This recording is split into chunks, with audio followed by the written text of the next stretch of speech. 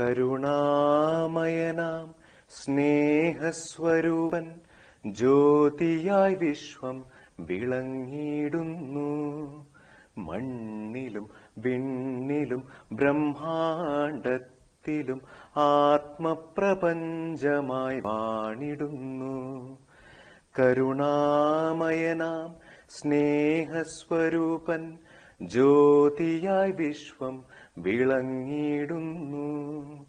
മണ്ണിലും വിണ്ണിലും ബ്രഹ്മാണ്ടത്തിലും ആത്മപ്രപഞ്ചമായി വാണിടുന്നു. നാദവും താളവും മേളവുമായി എന്നെ നേരായ പാതയിൽ ആക്കേണമേ. ജ്ഞാനവും ബോധവും എന്നിൽ ഉണരുവാൻ ആനന്ദമൂർത്തി കനിയണമേ. കാണാനും കേൾക്കാനും അറിയാനുമായി എന്നെ പാകപ്പെടുത്തണേ പരംപൊരുളേ. സത്യവും ധർമ്മവും നീതിയും പാലിക്കാൻ എന്നുമെനിക്ക് കരുത്തേകണേ. സമ്പത്തും സമയവും പങ്കുവച്ചിടുവാൻ എന്നുമെനിക്ക് തുണയാകണേ. എൻ കർമ്മമൊക്കെയും ധർമ്മങ്ങളാകുവാൻ നന്മ വിതയ്ക്കുവാൻ തോന്നിണമേ. ഈ ധന്യഭൂമിയിൽ ഭൂജാതനായി എന്നെ കർമ്മങ്ങൾ തീർക്കുവാൻ കനിയണമേ. ഭൂലോകമാകെ ഒരാഘോഷമാക്കുവാൻ പ്രതിനിധിയായി എന്നെ മാനിക്കണേ. കരുണാമയനാം സ്നേഹസ്വരൂപൻ ജ്യോതിയായി വിശ്വം വിളങ്ങിടുന്നു. മണ്ണിലും വിണ്ണിലും ബ്രഹ്മാണ്ടത്തിലും ആത്മപ്രപഞ്ചമായി വാണിടുന്നു. എല്ലാവർക്കും ഒരിക്കൽ കൂടി നമസ്കാരം. ഇന്ന് നമ്മുടെ വിശിഷ്ടാതിഥി ആയിട്ട് എത്തിച്ചേർന്നിരിക്കുന്നത് ഡോക്ടർ മനോജ് ജോൺസൺ ആണ്. ഏതാണ്ട് 3 വർഷക്കാലമായിട്ട് നമ്മൾ നടത്തിക്കൊണ്ടിരിക്കുന്ന വാനപ്രസ്ഥം സൺഡേ പ്രോഗ്രാമില് ദയാൽ സാറാണ് മെയിൻ ആയിട്ട് ക്ലാസ് എടുത്തുകൊണ്ടിരിക്കുന്നത്. മറ്റ് വിശിഷ്ടാതിഥികളും നമ്മളോടൊപ്പം സംവാദിക്കാനായിട്ട് എത്തിച്ചേർന്നുകൊണ്ടിരിക്കുകയാണ്. അപ്പൊ അതിന്റെ ഇന്നത്തെ ആള് എന്ന് പറയുന്നത് ഡോക്ടർ മനോജ് ജോൺസണെ എല്ലാവർക്കും അറിയാം. നമുക്ക് യൂട്യൂബ് വഴി വളരെ ഫെമിലിയർ ആയിട്ടുള്ള, വളരെ സുപരിചിതനായിട്ടുള്ള ഒരു വ്യക്തിയാണ്. അദ്ദേഹത്തിന്റെ യൂട്യൂബ് ചാനലുണ്ട്. അതുകൂടാതെ അദ്ദേഹം അവതരിപ്പിക്കുന്ന പ്രോഗ്രാംസ് കേൾക്കാൻ നമ്മൾ എന്തായാലും മുൻകൈ എടുക്കുക, അല്ലെങ്കിൽ വളരെ ശ്രദ്ധാപൂർവ്വം കേട്ടുകൊണ്ടിരിക്കുന്ന ഒരു വീഡിയോസ് ആണ് സാറ് പബ്ലിഷ് ചെയ്തുകൊണ്ടിരിക്കുന്നത്. അതുപോലെ നമ്മൾ ആദ്യം പോലെ ശ്രദ്ധിച്ചിരുന്ന ഒരു കാര്യം, സാറ് പറയുന്ന കാര്യങ്ങളൊക്കെ, ഡോക്ടർ പറയുന്ന കാര്യങ്ങളൊക്കെ തന്നെ ദയാൽ സാറിന്റെ ആശയങ്ങളുമായിട്ട് വളരെയധികം അടുത്ത് നിൽക്കുന്നതും വളരെ ഒത്തുപോകുന്നതുമായിട്ട് നമ്മൾ ശ്രദ്ധിച്ചിട്ടുണ്ട്. അപ്പൊ ആ തരത്തിലും ഇത് വളരെ പ്രസക്തമാണ് നമ്മുടെ ഈ ഗ്രൂപ്പിനെ സംബന്ധിച്ചിടത്തോളം. ഡോക്ടറിന്റെ പ്രഭാഷണങ്ങളും വീഡിയോസും എല്ലാം നമ്മുടെ ദയാൽ സാറിന്റെ ഈ ആശയം പ്രചരിപ്പിക്കുന്നതിന്റെ ഭാഗമായിട്ടെന്ന് തോന്നുന്ന രീതിയിൽ തന്നെ വളരെ ഉചിതമായിട്ടുള്ളതും കാലിക പ്രസക്തി ഉള്ളതുമായിട്ട് നമുക്ക് തോന്നിയിട്ടുണ്ട്. അപ്പൊ അങ്ങനെയും ഒരു പ്രത്യേകത ഇതിൻ്റെ അകത്ത് ഉണ്ട്. അതുപോലെ തന്നെ ഡോക്ടർ ഈ പ്രമേഹ രോഗികൾക്കുള്ള ഈ കാല് മുറിച്ചു മാറ്റുന്ന കേസുകളും അതുപോലെ തന്നെ കൂടുതലായിട്ട് വ്രണങ്ങൾ ഉണ്ടായിട്ട് ഉണങ്ങാത്ത കേസുകളിലും ഒക്കെ പരീക്ഷണത്തിലൂടെ അദ്ദേഹം അത് ക്യൂറാക്കിയിട്ടുണ്ട്. അങ്ങനെ ആ തരത്തിലും അദ്ദേഹം ഇന്ന് ഇന്ത്യ മൊത്തം അറിയപ്പെടുന്ന ഒരു ഭിഷഗ്വരനാണ്. അദ്ദേഹം BNYS ആണ്, നമ്മുടെ നാച്ചുറോപ്പതിയാണ് അദ്ദേഹം ഡോക്ടറേറ്റ് എടുത്തിരിക്കുന്നത്. അദ്ദേഹത്തിന്റെ മെയിൻ ഓഫീസ് എന്ന് പറയുന്നത് ഹോസ്പിറ്റൽ എന്ന് പറയുന്നത് പാലായിലാണ്.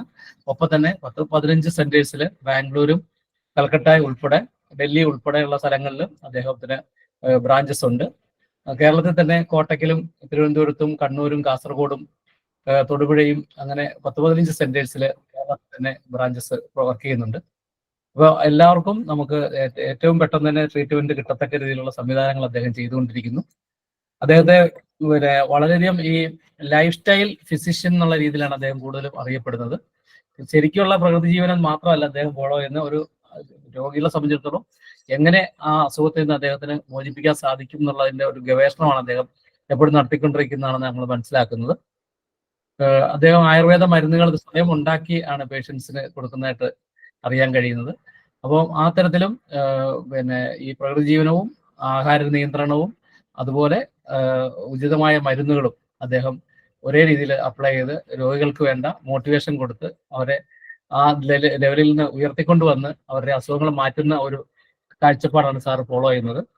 അദ്ദേഹം BN പാസ്സായിരിക്കുന്നത് Rajiv Gandhi university of health science ബാംഗ്ലൂരിൽ നിന്നാണ്. അതുപോലെ തന്നെ സർട്ടിഫൈഡ് ലൈഫ് സ്റ്റൈൽ മെഡിസിൻ പ്രാക്ടീഷണറാണ്. പിന്നെ അക്യുപങ്ചറിൽ അദ്ദേഹത്തിന് ഡോക്ടറേറ്റ് ഉണ്ട്. പിന്നെ സൈക്കോ തെറാപ്പിയിലെ പോസ്റ്റ് ഗ്രാജുവേഷൻ ഉണ്ട്. അങ്ങനെ വളരെ ബഹുമുഖ പ്രതിഭ തന്നെയാണ് സാറ്. അതുകൂടാതെ സാറിന്റെ ആ ഒരു ഊർജ്ജസ്വലതയും സമീപന രീതികളും ഒക്കെ മറ്റേതൊരു ഫിഷഗ്രന്മാരിൽ നിന്നും ഡോക്ടർമാരിൽ നിന്നും വേറിട്ട് നിൽക്കുന്ന രീതിയിലാണ് അദ്ദേഹത്തിന്റെ പ്രവർത്തനങ്ങളും നമ്മളുള്ള പെരുമാറ്റം എന്നുള്ളത് നേരിട്ട് പോയി കാണുന്നവർക്കെല്ലാം തന്നെ ബോധ്യപ്പെടും. രോഗികളെ സംബന്ധിച്ചിടത്തോളം അവർക്ക് അസുഖം മാറുക എന്നുള്ളതാണ് ഏറ്റവും വലിയ ആവശ്യം. പക്ഷെ അതിനു വേണ്ടിയിട്ടുള്ള ആ ഒരു പ്രചോദനം അവർക്കുള്ള ആത്മവിശ്വാസം വളർത്തിക്കൊണ്ട് വന്നിട്ട് അതിലൂടെ അവരുടെ അസുഖം മാറ്റി അവരെ പൂർണ്ണ ആരോഗ്യവാന്മാരാക്കി തീർക്കുന്നതിലാണ് അദ്ദേഹം വിജയിച്ചിരിക്കുന്നത്. അദ്ദേഹത്തിന്റെ യൂട്യൂബ് ചാനലുകളൊക്കെ അതിനൊരു നിമിത്തമായിട്ടുണ്ട്. ആൾക്കാരിലേക്ക് ഈ ആശയം എത്തിക്കാനായിട്ട് വളരെയധികം പ്രചോദനപ്പെടുന്ന വീഡിയോസ് അദ്ദേഹം ഒത്തിരി ഇറക്കിയിട്ടുണ്ട്. അതെല്ലാവർക്കും വളരെ ഫെമിലർ ആണെന്ന് ഞാൻ വിശ്വസിക്കുന്നു. അദ്ദേഹത്തെ നമുക്ക് സ്നേഹപൂർവ്വം ഈ വേദിയിലേക്ക് സ്വാഗതം ചെയ്യാം. അപ്പൊ ആദ്യത്തെ 1 മണിക്കൂർ അദ്ദേഹം ക്ലാസ് എടുക്കും. അതിനുശേഷം നമുക്ക് സംശയങ്ങൾ ചോദിക്കാം. അതുവരെ ആരും സംഭാഷണങ്ങളെ ഇന്റർഫിയർ ചെയ്തെന്ന് അപേക്ഷിക്കുകയാണ്. ഡോക്ടർ മനോജ് ജോൺസൺ, അദ്ദേഹത്തിന്റെ വൈഫ് മെരിയ, അതുപോലെ തന്നെ ഒരു BNYS ഡോക്ടർ തന്നെയാണ്. അദ്ദേഹവും പിന്നെ കുട്ടികളും എല്ലാം സാറിന്റെ ഈ പ്രവർത്തനങ്ങളിൽ സജീവമായിട്ട് സഹകരിച്ചുകൊണ്ടിരിക്കുന്നവരാണ്. അതുപോലെ നമ്മുടെ ഗ്രൂപ്പിലുള്ള സെലിൻമയുടെ മരുമകനാണ്, മെരിയയുടെ അമ്മയാണ് സെലിൻമ. അപ്പൊ അങ്ങനെ ഒരു ബന്ധം ഈ ഗ്രൂപ്പുമായിട്ട് നമുക്കുണ്ട്. അപ്പോൾ വളരെ സ്നേഹപൂർവ്വം സ്വാഗതം ചെയ്യുന്നു ഡോക്ടർ മനോജ് ജോൺസനെ. Sir please.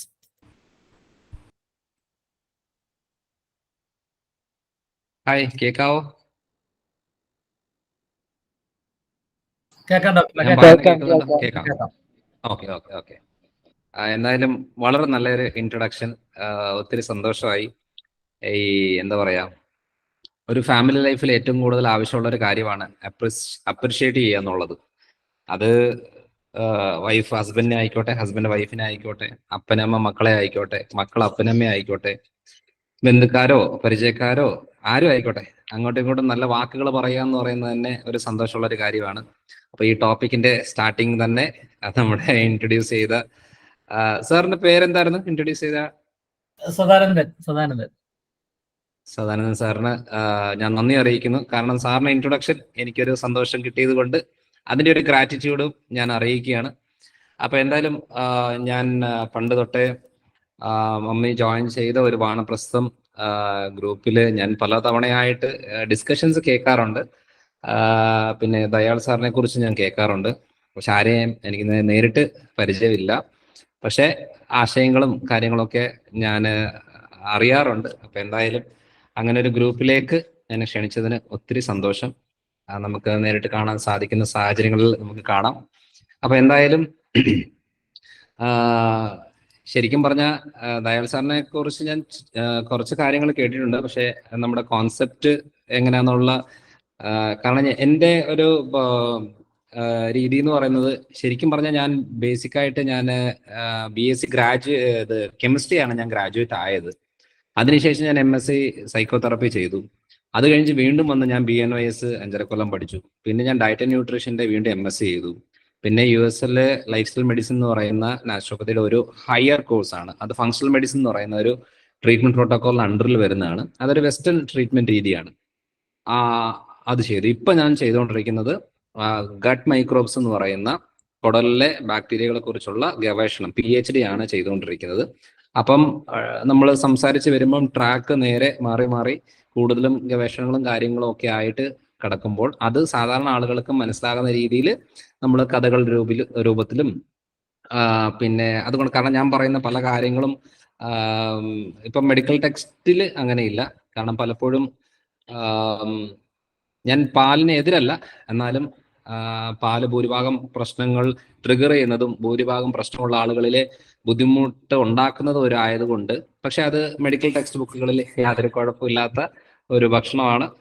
അപ്പം നമ്മളതിനെ പ്രാക്ടിക്കലായിട്ട്, കാരണം ഇപ്പൊ നമ്മളിവിടെ ട്രീറ്റ്മെന്റ് ചെയ്യാൻ തുടങ്ങിയിട്ട് ഒരു 10 കൊല്ലത്തോളമായി ചെയ്യുന്നു. അതിനകത്തൊരു 3-4 കൊല്ലം ഞാൻ US-ലായിരുന്നു. അപ്പം ഒരു 3.5-4 ലക്ഷത്തിൽ അടുത്ത് കൺസൾട്ടേഷൻസ് ഡയറക്റ്റായിട്ട് ചെയ്യുമ്പോൾ ഈ പറയുന്ന ഗവേഷണത്തിന്റെ ഭാഗമായിട്ടുള്ള കാര്യങ്ങളൊക്കെ ഞാൻ എൻ്റെ മുമ്പിൽ വന്നിരിക്കുന്ന ആളുകളിലാണ് ഞാൻ ട്രൈ ചെയ്യുന്നത്. എന്ന് വെച്ചാൽ ചില കണ്ടീഷനിൽ ചിലത് മാറ്റി വെക്കാൻ പറയും, ചിലത് എടുക്കാൻ പറയും. ഇങ്ങനെയൊക്കെ വരുമ്പോൾ നമുക്കൊരു ധാരണ കിട്ടി. അപ്പൊ ഇത് ശരിക്കും പറഞ്ഞാൽ മെഡിക്കൽ ടെക്സ്റ്റിൽ ഇതൊക്കെ ഓക്കെ ഓക്കെ ഓക്കെ എന്ന് പറഞ്ഞിരിക്കുന്ന കാര്യങ്ങൾ പലതും പ്രാക്ടിക്കൽ ഇന്റർവെൻഷൻ വരുമ്പോൾ അത് പറ്റത്തില്ലാത്ത രീതിയിലേക്ക് വരും. അങ്ങനെയാണ് നമ്മൾ വീഡിയോയിലൊക്കെ ചെയ്യാൻ തുടങ്ങിയത്. അതിന്റെ ഭാഗമായിട്ട് നല്ല രീതിയിലുള്ള അക്സെപ്റ്റൻസ് വരികയും പിന്നെ ഒത്തിരി ആളുകൾ പാലായിക്ക് വരാൻ തുടങ്ങിയപ്പം നമ്മൾ പല സ്ഥലങ്ങളിലായിട്ട് ബ്രാഞ്ചുകൾ, ഇപ്പം 19 ബ്രാഞ്ചുകളാണ് എല്ലാ സ്ഥലങ്ങളിലും ഉള്ളത്. എല്ലായിടത്തും ആയായ നാട്ടിലുള്ള ആളുകൾക്ക് വേണ്ടിയിട്ട് മാത്രം ഉപയോഗപ്പെടാൻ വേണ്ടിയിട്ട് എല്ലാവർക്കും പാലായി വന്ന് ഇതെടുക്കണ്ട, അതുകൊണ്ട് ആയായ നാട്ടിലേക്ക് ആവാൻ വേണ്ടിയിട്ട് ആയായ സ്ഥലത്ത് ചെയ്തിരിക്കുന്നു. ഇതൊരു റഫ് ഐഡിയ പറഞ്ഞ എന്തിനാന്ന് വെച്ചാൽ നമ്മൾ പറയുന്ന വിഷയമായിട്ട് ബന്ധപ്പെട്ട് പലതും പല ടോപ്പിക് ആയിരിക്കും. ലൈഫ് സ്റ്റൈൽ ഫിസിഷ്യൻ എന്ന് പറയുന്ന എൻ്റെ ഡെസിഗ്നേഷൻ ശരിക്കും പറഞ്ഞാൽ എല്ലാ രോഗങ്ങൾക്കും ചികിത്സിക്കാനായിട്ട് ഡോക്ടർമാരുണ്ട്. നമ്മളിപ്പോൾ ഒരു വയറിന് പ്രശ്നം ഉണ്ടെന്നുണ്ടെങ്കിൽ ഗ്യാസ്ട്രോ ഉണ്ട്, ഹോർമോണൽ വേരിയേഷൻ ഉണ്ടെന്നുണ്ടെങ്കിൽ എൻഡോക്രൈനലിസ്റ്റ് ഉണ്ട്, അതേപോലെ ഷുഗറും പ്രമേഹമായിട്ട് ബന്ധപ്പെട്ട് ഡയബറ്റോളജിസ്റ്റ് ഉണ്ട്, കിഡ്നി റിലേറ്റഡ് ആണെന്നുണ്ടെങ്കിൽ നെഫ്രോളജിസ്റ്റ് ഉണ്ട്. പല പല കേസുകൾ നമുക്ക് ഗൈനക് റിലേറ്റഡ് പ്രശ്നങ്ങൾ, അങ്ങനെ പലതിനും ഡോക്ടേഴ്സ് ഉണ്ട്. അതെല്ലാം ആ ഒരു രോഗത്തിന്റെ ചികിത്സയും കാര്യങ്ങളൊക്കെ ആയിട്ട് നടക്കുന്നു എന്നുള്ളതല്ലാതെ ഒരു ലൈഫ് സ്റ്റൈൽ ഡിസീസിന് ലൈഫ് സ്റ്റൈൽ ചേഞ്ചസ് വരുത്തുക എന്നുള്ളതാണ് വളരെ ഇമ്പോർട്ടൻ്റ് ആണെന്ന് മനസ്സിലാക്കിയത് കൊണ്ടാണ് എല്ലാവരും എല്ലാ രോഗത്തിനും ചികിത്സിക്കുന്നതല്ലേ. നമുക്ക് ശരിക്കും പറഞ്ഞാൽ നേരത്തെ നമുക്ക് പറഞ്ഞു കൊടുത്ത് ക്ലിയർ ആക്കാൻ സാധിക്കുന്ന രീതികളിൽ ആളുകൾക്ക് അവയർനെസ് കൊടുക്കാം എന്നോർത്തുകൊണ്ടാണ് നമ്മളിത് ചെയ്തത്. എല്ലാ തവണയും എന്നെ വിളിക്കാറുള്ളത് ഹെൽത്ത് റിലേറ്റഡ് ആയിട്ടുള്ള ടോപ്പിക്കാണ്. എന്ന് വെച്ചാൽ ആരോഗ്യപരമായിട്ടുള്ള ഭക്ഷണ രീതി, അതേപോലെ ഫിസിക്കൽ ഫിറ്റ്നസ്, അങ്ങനത്തെ കുറെ ടോപ്പിക്കുമായിട്ട് സുംബ, എറോബിക്സ്, യോഗ, ആ ഒരു രീതിയിലുള്ള കാര്യങ്ങളാണ് വരുന്നത്. അതുകൊണ്ട് ഈ പ്രാവശ്യം ആദ്യമായിട്ടാണ് ഈ ഒരു ഹാപ്പി ഫാമിലി എന്ന് പറയുന്നൊരു ടോപ്പിക്. അതിനകത്ത് പല മേഖലകളിൽ ഉള്ളതിനകത്ത് ഒരെണ്ണമാണ് ആരോഗ്യം എന്ന് പറയുന്നത്. കാരണം എത്രയോ ആൾക്കാരുണ്ട്. നമ്മുടെ ശരിക്കും പറഞ്ഞാൽ നമ്മുടെ സന്തോഷവും നമ്മുടെ ജീവിതവും എന്ന് പറയുന്നത് നമ്മുടെ തീരുമാനമാണ്. ഞാൻ ഇതിന്റെ ഫുൾ ടോക്കിന്റെ ഒരു ഔട്ട്ലൈൻ ആയിട്ട് പറയാൻ ഉദ്ദേശിക്കുന്ന ഈ ഒരു സെന്റൻസ് ആണ്: നമ്മുടെ ജീവിതം എന്ന് പറയുന്നത്, നമ്മുടെ സന്തോഷം എന്ന് പറയുന്നത്, നമ്മുടെ ആരോഗ്യം എന്ന് പറയുന്നത് എല്ലാം നമ്മുടെ തീരുമാനമാണ്.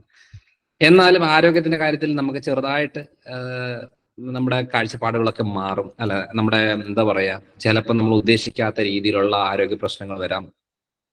പക്ഷെ അങ്ങനെ പറഞ്ഞാൽ അതിനെ നമ്മൾ എങ്ങനെ കാണുന്നു, ഏത് രീതിയിൽ അതിനെ ഹാൻഡിൽ ചെയ്യുന്നു എന്നുള്ളതും കൂടിയാണ്. അപ്പം ഇന്ന് പറയാൻ ഉദ്ദേശിക്കുന്ന മെയിൻ കാര്യം എന്ന് പറയുന്നത്, ഈ നമ്മുടെ കാഴ്ചപ്പാട് മാറിയാൽ തന്നെ ഒത്തിരി കാര്യങ്ങൾക്ക് മാറ്റം വരും.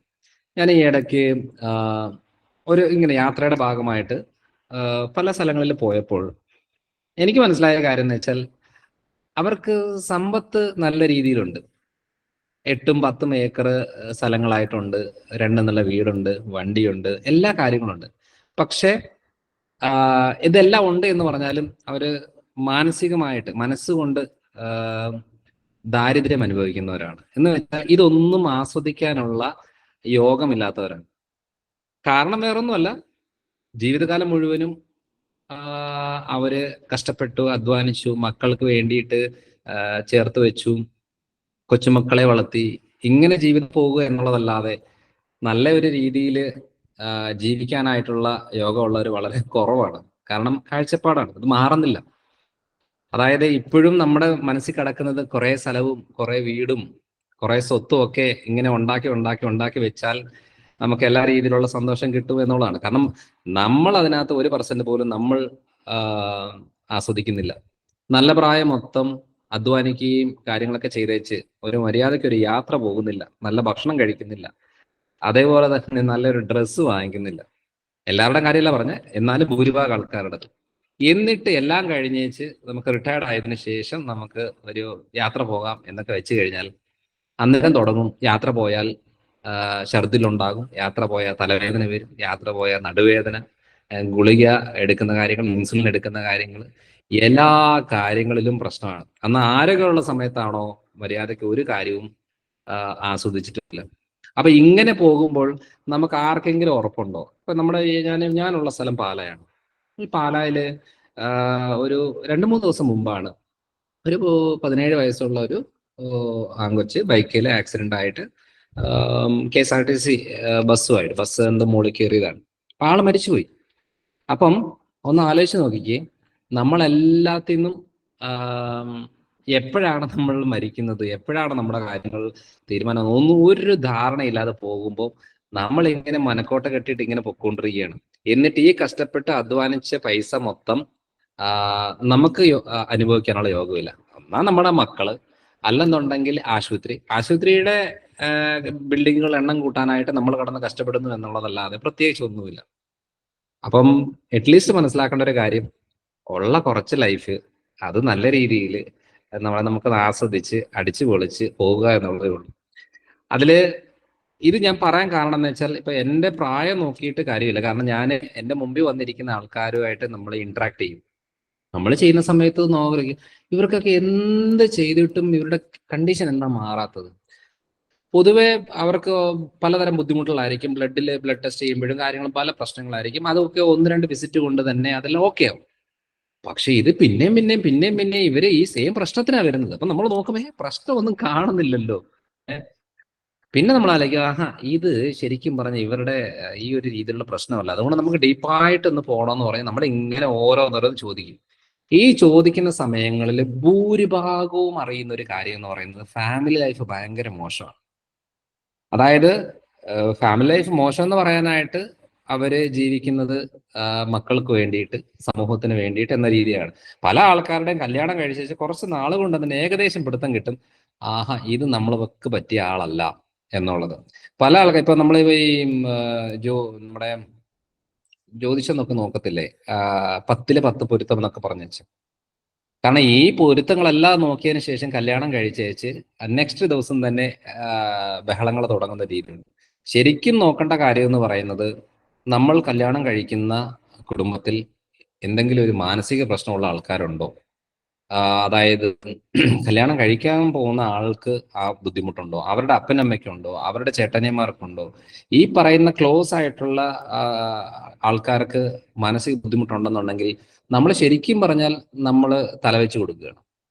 അപ്പോൾ നമ്മൾ അനുഭവിക്കുകയോ ഇല്ലയോ രണ്ടാമത്തെ കാര്യം. പക്ഷെ നമുക്കുണ്ടാകുന്ന കുട്ടി ആ ഒരു മാനസിക വൈകല്യമുള്ള, മാനസിക പ്രശ്നമുള്ള ഒരു കുട്ടിയായിട്ട് വരാൻ സാധ്യതയുണ്ട്. അപ്പൊ അത് നമ്മൾ നോക്കുന്നില്ല. പലപ്പോഴും നമ്മൾ ചെറിയ ചെറിയ വേരിയേഷൻസ് തന്നെ നമ്മുടെ കുടുംബത്തെ ആകെ ഇതാക്കും. അതായത് എന്താ പറയാ, ഈ ഇടുക്കി ഭാഗം എന്ന് വെച്ചാൽ ഹൈ റേഞ്ച് ഭാഗത്തിലുള്ള ജീവിച്ച് വളർന്ന ആള് നേരെ വന്ന് ടൗണിലുള്ള ഒരാളെ കല്യാണം കഴിച്ച് അവിടെ ജീവിക്കുമ്പോൾ ശരിക്കും പറഞ്ഞാൽ നോക്കുമ്പോ എന്താ, നമ്മള് എല്ലാം ലിബറൽ ആണല്ലോ, ഇപ്പൊ ആർക്കും സ്നേഹിക്കാം, ആർക്കും ഇതാക്കാം, ആരും ചോദിക്കാനില്ല. പക്ഷെ ഒരു ചെറിയ ചെറിയ കാര്യങ്ങളിൽ വരെ പ്രശ്നങ്ങൾ കാണുന്നവരുണ്ട്. എത്ര പേരുണ്ടെന്നറിയോ അവിടെ വീട്ടിൽ ആർക്കും ഒരു കുഴപ്പമില്ല, പക്ഷെ നാർസിസ്റ്റിക് പേഴ്സണാലിറ്റി ഡിസോർഡർ എന്ന് പറയുന്ന രോഗാവസ്ഥ എന്ന് വെച്ചാൽ അങ്ങനെ ഒരു രോഗം, അങ്ങനെ ഒരു മാനസിക ബുദ്ധിമുട്ടുള്ള കാര്യം ഒരാൾക്ക് പോലും അറിയത്തില്ല. ഈ പറയുന്ന കല്യാണം കഴിച്ച വരുന്ന ആൾക്ക് പോലും ഇതിനെക്കുറിച്ച് ഒരു ധാരണയും ഇല്ല. അതേതാന്ന് വെച്ചാൽ വളരെ സിമ്പിൾ ആയിട്ടുള്ള കാര്യം, അവനവന്റെ കാര്യം മാത്രം നോക്കി ജീവിക്കുന്ന ആളായിരിക്കും. അതിൽ ഭൂരിഭാഗവും പുരുഷന്മാരായിരിക്കും അങ്ങനെ വരുന്നത്. അതായത് ഭാര്യ കഴിച്ചോ, അല്ലെന്നുണ്ടെങ്കിൽ ഭാര്യ എന്താ പറയാ, ഭാര്യയ്ക്ക് ആവശ്യമുള്ള കാര്യങ്ങൾ ചെയ്തിട്ടുണ്ടോ, ഇതൊന്നും അതൊന്നും നോക്കേണ്ട ആവശ്യമില്ല. ആരെങ്കിലും വന്നേച്ച് ഭാര്യയെ നന്നായിട്ടൊന്ന് പുകഴ്ത്തി കഴിഞ്ഞാൽ പിന്നെ വീട്ടിൽ തീർന്നു, ഒരു രക്ഷയില്ല. കാരണം ഇത് സഹിക്കാൻ പറ്റത്തില്ല. ഇപ്പം അതായത് ഞാനായിരിക്കണം ഇന്നത്തെ മെയിൻ. ഞാൻ ഭാര്യ വീട്ടിൽ പോയാൽ എന്നെ ആയിരിക്കണം എല്ലാവരും മൈൻഡ് ചെയ്യേണ്ടത്. ഞാനൊരു എന്താ പറയാ ചവടക്കിന് പോയാൽ എനിക്ക് ആ പെട്ടിയെ കിടക്കണം എന്ന് വെച്ചാൽ എന്നെ ആയിരിക്കണം എല്ലാം ശ്രദ്ധിക്കേണ്ടത്. അപ്പോ ഏത് സ്ഥലത്ത് എനിക്ക് ഇമ്പോർട്ടൻസ് ഉണ്ടോ ആ സ്ഥലത്തായിരിക്കും ഞാൻ ഹാപ്പി ആയിരിക്കുന്നത്, ഞാനായിരിക്കും അവിടെ ഭരിക്കുന്നത്. എനിക്ക് ഇമ്പോർട്ടൻസ് ഇല്ലാത്ത സ്ഥലത്ത് ഞാൻ പോകത്തില്ല. അതുകൊണ്ട് തന്നെ ഭൂരിഭാഗ സാഹചര്യങ്ങളിലും ഭാര്യയുടെ വീട്ടിലേക്ക് ഭാര്യയെ വിടത്തില്ല. അതേപോലെ വന്നു കഴിഞ്ഞാൽ ആകെ പ്രശ്നമായിരിക്കും. ഭർത്താവിന്റെ രീതിയിലും അതേപോലെ തന്നെ. അതെ, ഒരു കാരണവശാലും എന്നെക്കാളും കൂടുതൽ വളരാൻ പാടില്ല. എത്ര അപ്പനമ്മ ആയിക്കോട്ടെ, മക്കളായിക്കോട്ടെ, ആരും ആയിക്കോട്ടെ. ഇതൊരു മാനസിക വൈകല്യമാണ്.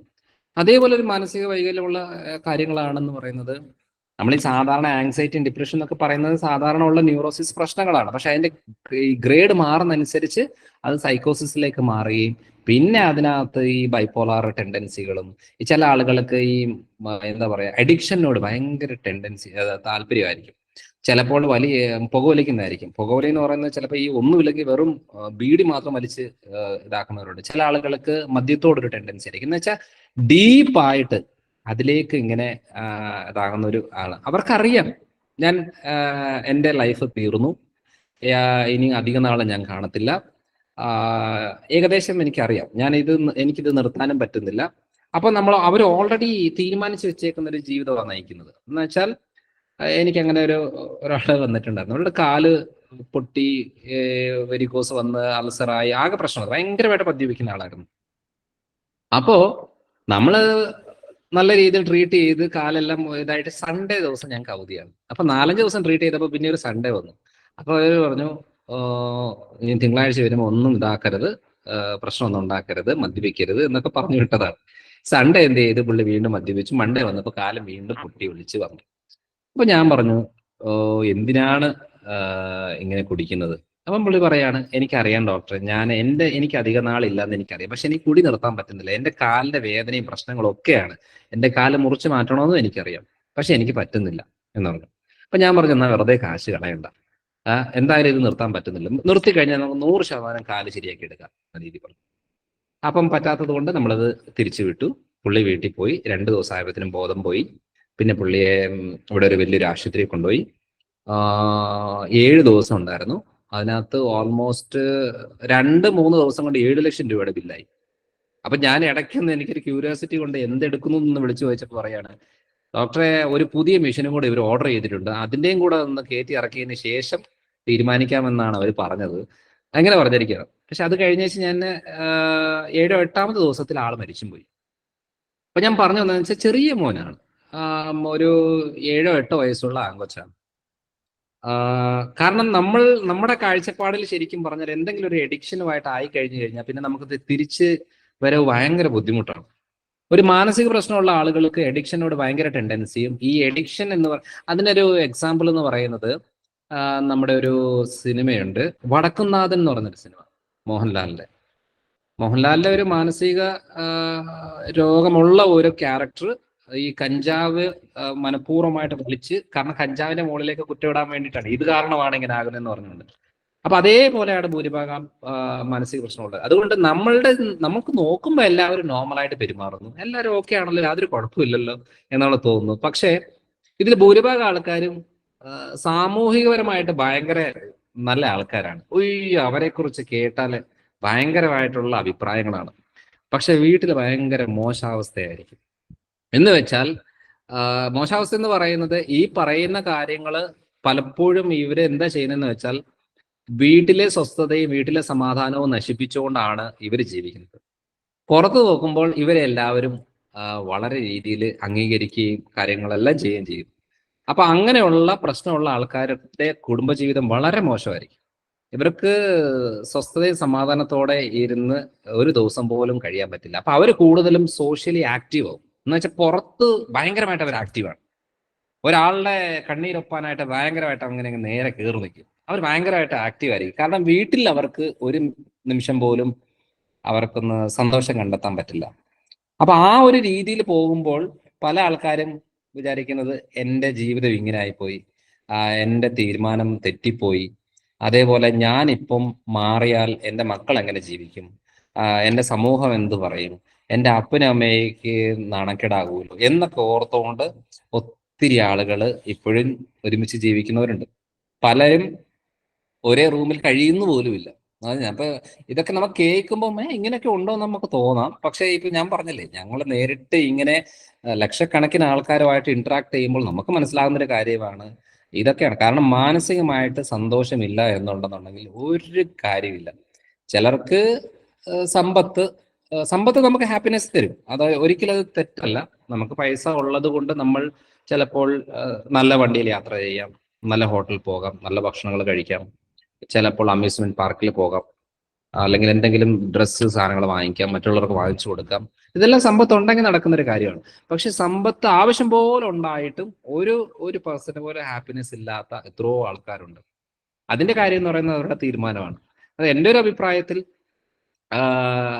ഈ പറയുന്ന കാര്യങ്ങൾ പലപ്പോഴും നമ്മളുടെ ചിന്തകളെ എന്താ പറയുക കൺട്രോൾ ചെയ്യുന്നത് നമ്മുടെ ശരീരത്തിലുള്ള മറ്റു പല ഘടകങ്ങളാണ്.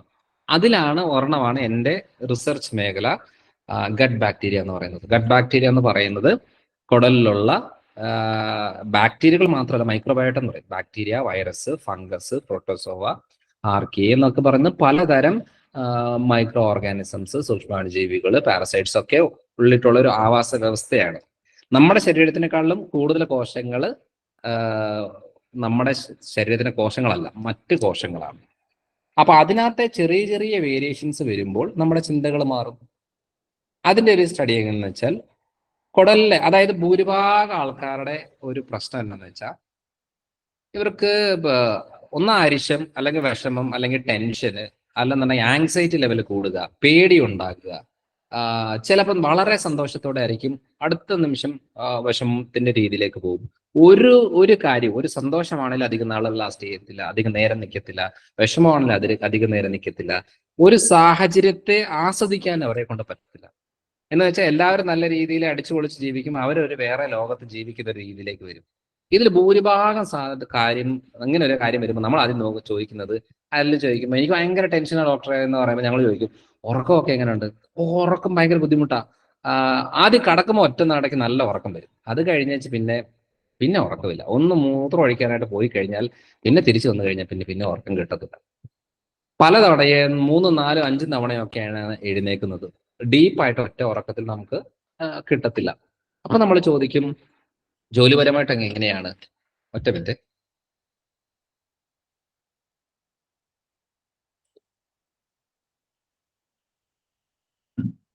ജോലിപരമായിട്ട് എങ്ങനെയാന്നൊക്കെ ചോദിക്കും. അപ്പൊ അവരോട് ജോലിയിൽ ഓക്കെയാണ്, ശമ്പളമുണ്ട്, കുടുംബത്തിലെല്ലാം ഓക്കെയാണ്, അവർക്ക് ചൂണ്ടിക്കാണിക്കാനായിട്ട് ഒരു പ്രശ്നവും അവർക്ക് കാണത്തില്ല. പക്ഷെ അവർ മാത്രം എപ്പോഴും ടെൻഷനായിരിക്കും. അവരുടെ ലൈഫിൽ എപ്പോഴും അയ്യോ മോൻ ഇനി ആക്സിഡന്റ് ആകുമോ, മോന് വണ്ടി എടുത്തോണ്ടാണ് പോയേക്കുന്നത്, മോന് ഇനി ജോലി കിട്ടുമോ, മോന് ഇനി പെണ്ണ് കിട്ടുമോ, മോനിനി കുട്ടികളുണ്ടാവുമോ, ഇങ്ങനത്തെ ആലോചനകളിലാണ് കൂടുതൽ കാര്യം നടക്കുന്നത്. അപ്പൊ നമ്മൾ ആദ്യം ചോദിക്കുന്ന ഒരു കാര്യം, വീട്ടിൽ ആർക്കെങ്കിലും തൈറോയ്ഡ് ഉണ്ടോ എന്ന് ചോദിക്കും.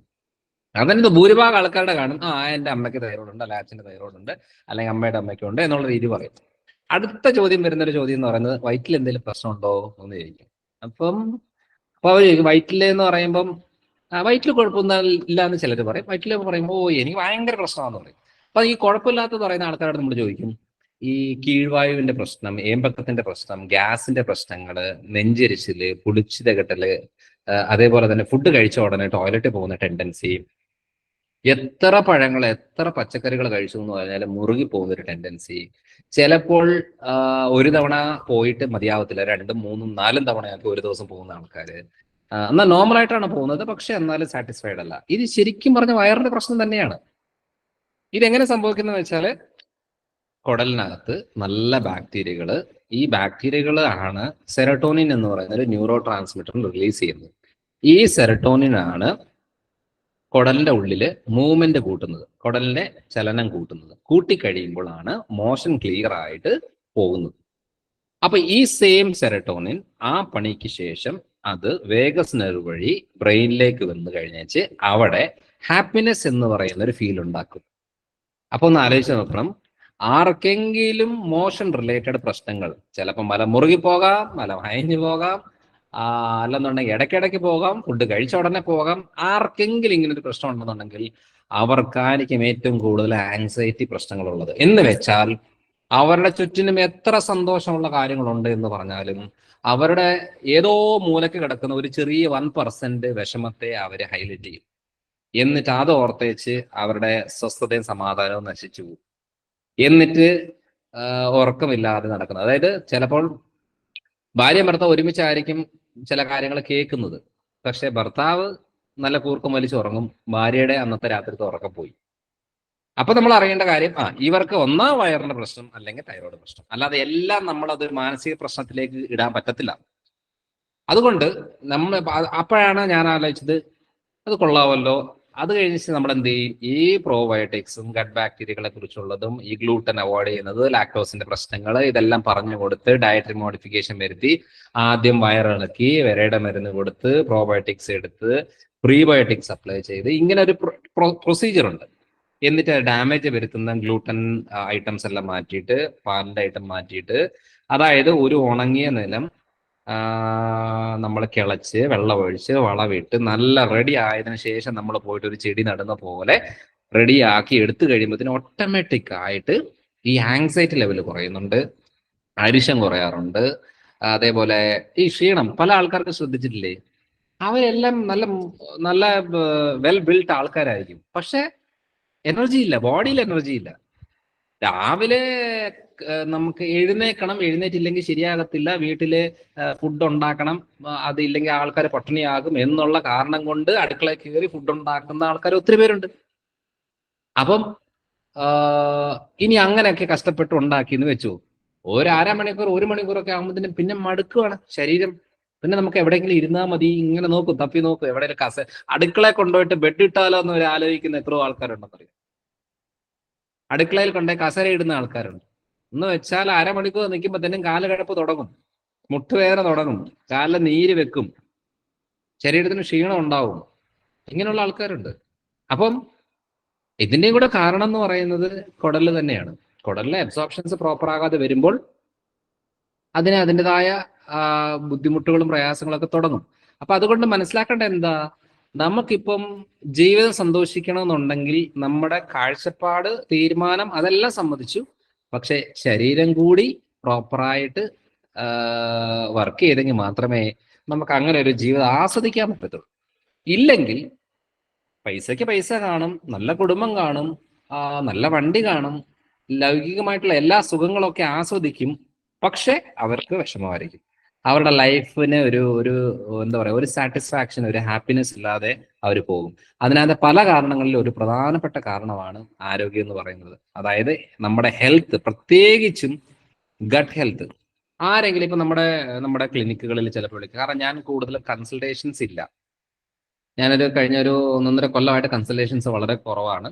ബാക്കിയുള്ള എന്താ പറയുക, ഡോക്ടേഴ്സ് റെഫർ ചെയ്യുന്ന കേസുകളോ കോംപ്ലിക്കേറ്റഡ് കേസുകളോ അല്ലെന്നുണ്ടെങ്കിൽ എമർജൻസി കാര്യങ്ങളിൽ വരുന്ന എന്തെങ്കിലും തീരുമാനം എടുക്കുക, അതായത് സർജറി വേണം വേണ്ട അങ്ങനെ എന്തെങ്കിലും തീരുമാനം എടുക്കുന്ന കേസുകൾ മാത്രമേ ഇൻവോൾവ് ആകാറുള്ളൂ.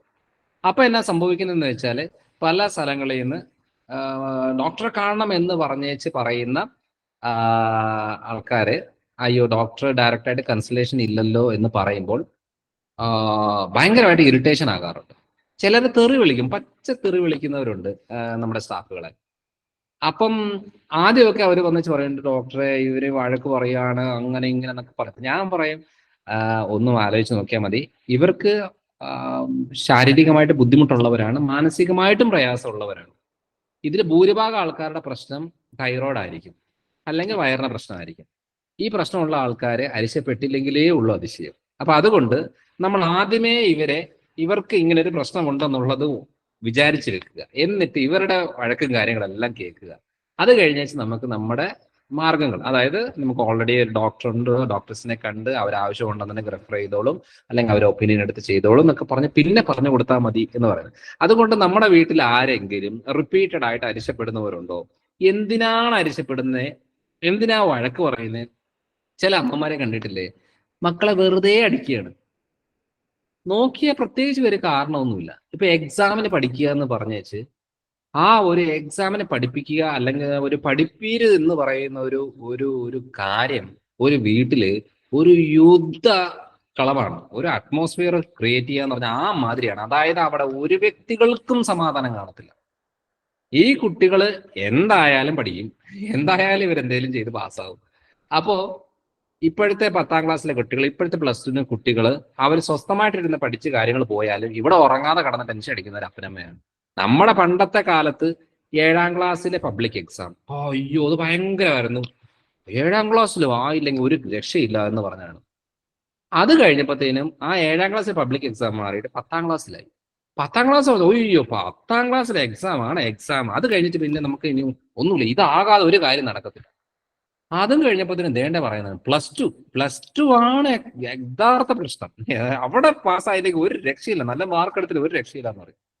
അങ്ങനെ അതും എഴുതി പാസ്സാവും. അത് കഴിയുമ്പോൾ പറയും ഇനി നമുക്ക് കോമ്പറ്റേറ്റീവ് എക്സാംസ് ഉണ്ട്, നീറ്റ് എഴുതാനുണ്ട്, പല ടൈപ്പ് കാര്യങ്ങളുണ്ട്, ഇതാണ് മെയിൻ ആയിട്ടുള്ളത് പറയും. ഇത് ശരിക്കും പറഞ്ഞാൽ ഇങ്ങനെ മരണം വരെ നമ്മളെ കൊണ്ട് ടെൻഷൻ എടുപ്പിച്ച് ആങ്സൈറ്റി എടുപ്പിച്ച് ഇങ്ങനെ പോവുകയാണ്. ഇനിയുള്ള ലോകത്തിലെ പഠിത്തം ആർക്കും വേണ്ട. കാരണം എന്താണെന്ന് വെച്ചാൽ ഇനി കഴിവുകൾക്ക് മാത്രമേ പ്രസക്തി ഉള്ളൂ. അൾട്ടിമേറ്റ് എല്ലാവരുടെയും കാര്യം എന്താണ് ചോദിച്ചു വരുമ്പോൾ എങ്ങനെയാ എന്തിനാണ് പഠിക്കുന്നത്? അപ്പൊ അവര് പറയും നല്ല ജോലി കിട്ടാൻ. എന്തിനാണ് നല്ല ജോലി കിട്ടുന്നത്? നമ്മൾ നല്ല ശമ്പളം മേടിക്കാൻ. എന്തിനാണ് നല്ല ശമ്പളം മേടിക്കുന്നത്? നമുക്ക് ആഗ്രഹമുള്ള പോലെ ജീവിക്കാനായിട്ട്, നമുക്ക് ഇഷ്ടമുള്ള സാധനങ്ങൾ വാങ്ങിക്കാനായിട്ട്, നല്ല വീട്, നല്ല വണ്ടി, ഡ്രസ്സ്, ഫോണ്, ഇങ്ങനത്തെ കാര്യങ്ങളൊക്കെ വാങ്ങിക്കാനായിട്ട്. എന്തിനാ ഇങ്ങനത്തെ കാര്യങ്ങൾ വാങ്ങിക്കുന്നത്? നമ്മുടെ ഒരു സന്തോഷത്തിന് വേണ്ടിയിട്ട്. ഓക്കെ, അപ്പൊ അൾട്ടിമേറ്റ് വരുന്ന കാര്യം സന്തോഷം തന്നെയാണ്. അതിന് തൊട്ട് പുറകെ വരുന്നതാണ് നമ്മൾ വാങ്ങിക്കുന്ന സാധനങ്ങൾ. അതിന് തൊട്ട് പുറകെ വരുന്നതാണ് പണം. ഈ പണത്തിന് ഇപ്പം പഠിത്തം പോലും വേണ്ടല്ലോ. നല്ലൊരു യൂട്യൂബ് ചാനൽ തുടങ്ങിയിട്ട് നല്ല കഴിവുള്ള ഒരാൾ കണ്ടിന്യൂസ് ആയിട്ട് പാട്ട് പാടിയിട്ട് അതിനകത്ത് ഇട്ട് കഴിഞ്ഞാൽ അത് തന്നെ നല്ല ധാരാളമായിട്ട് വരുമാനം വരുന്നൊരു കാര്യമല്ലേ. നന്നായിട്ട് എഡിറ്റിംഗ് അറിയാം. KGF ഒക്കെ എഡിറ്റ് ചെയ്ത ആളെന്ന് പറയുന്നത് 19 വയസ്സുള്ള ആളാണ്. അപ്പം ഇനിയുള്ള കാലഘട്ടം എന്ന് പറയുന്നത് നല്ല പാട്ട് പാടാൻ അറിയാവോ, നന്നായിട്ട് ഡാൻസ് കളിക്കാൻ അറിയാവോ, നന്നായിട്ട് സംസാരിക്കാൻ അറിയാവോ, നന്നായിട്ട് ട്രെയിൻ ചെയ്യാൻ അറിയാവോ.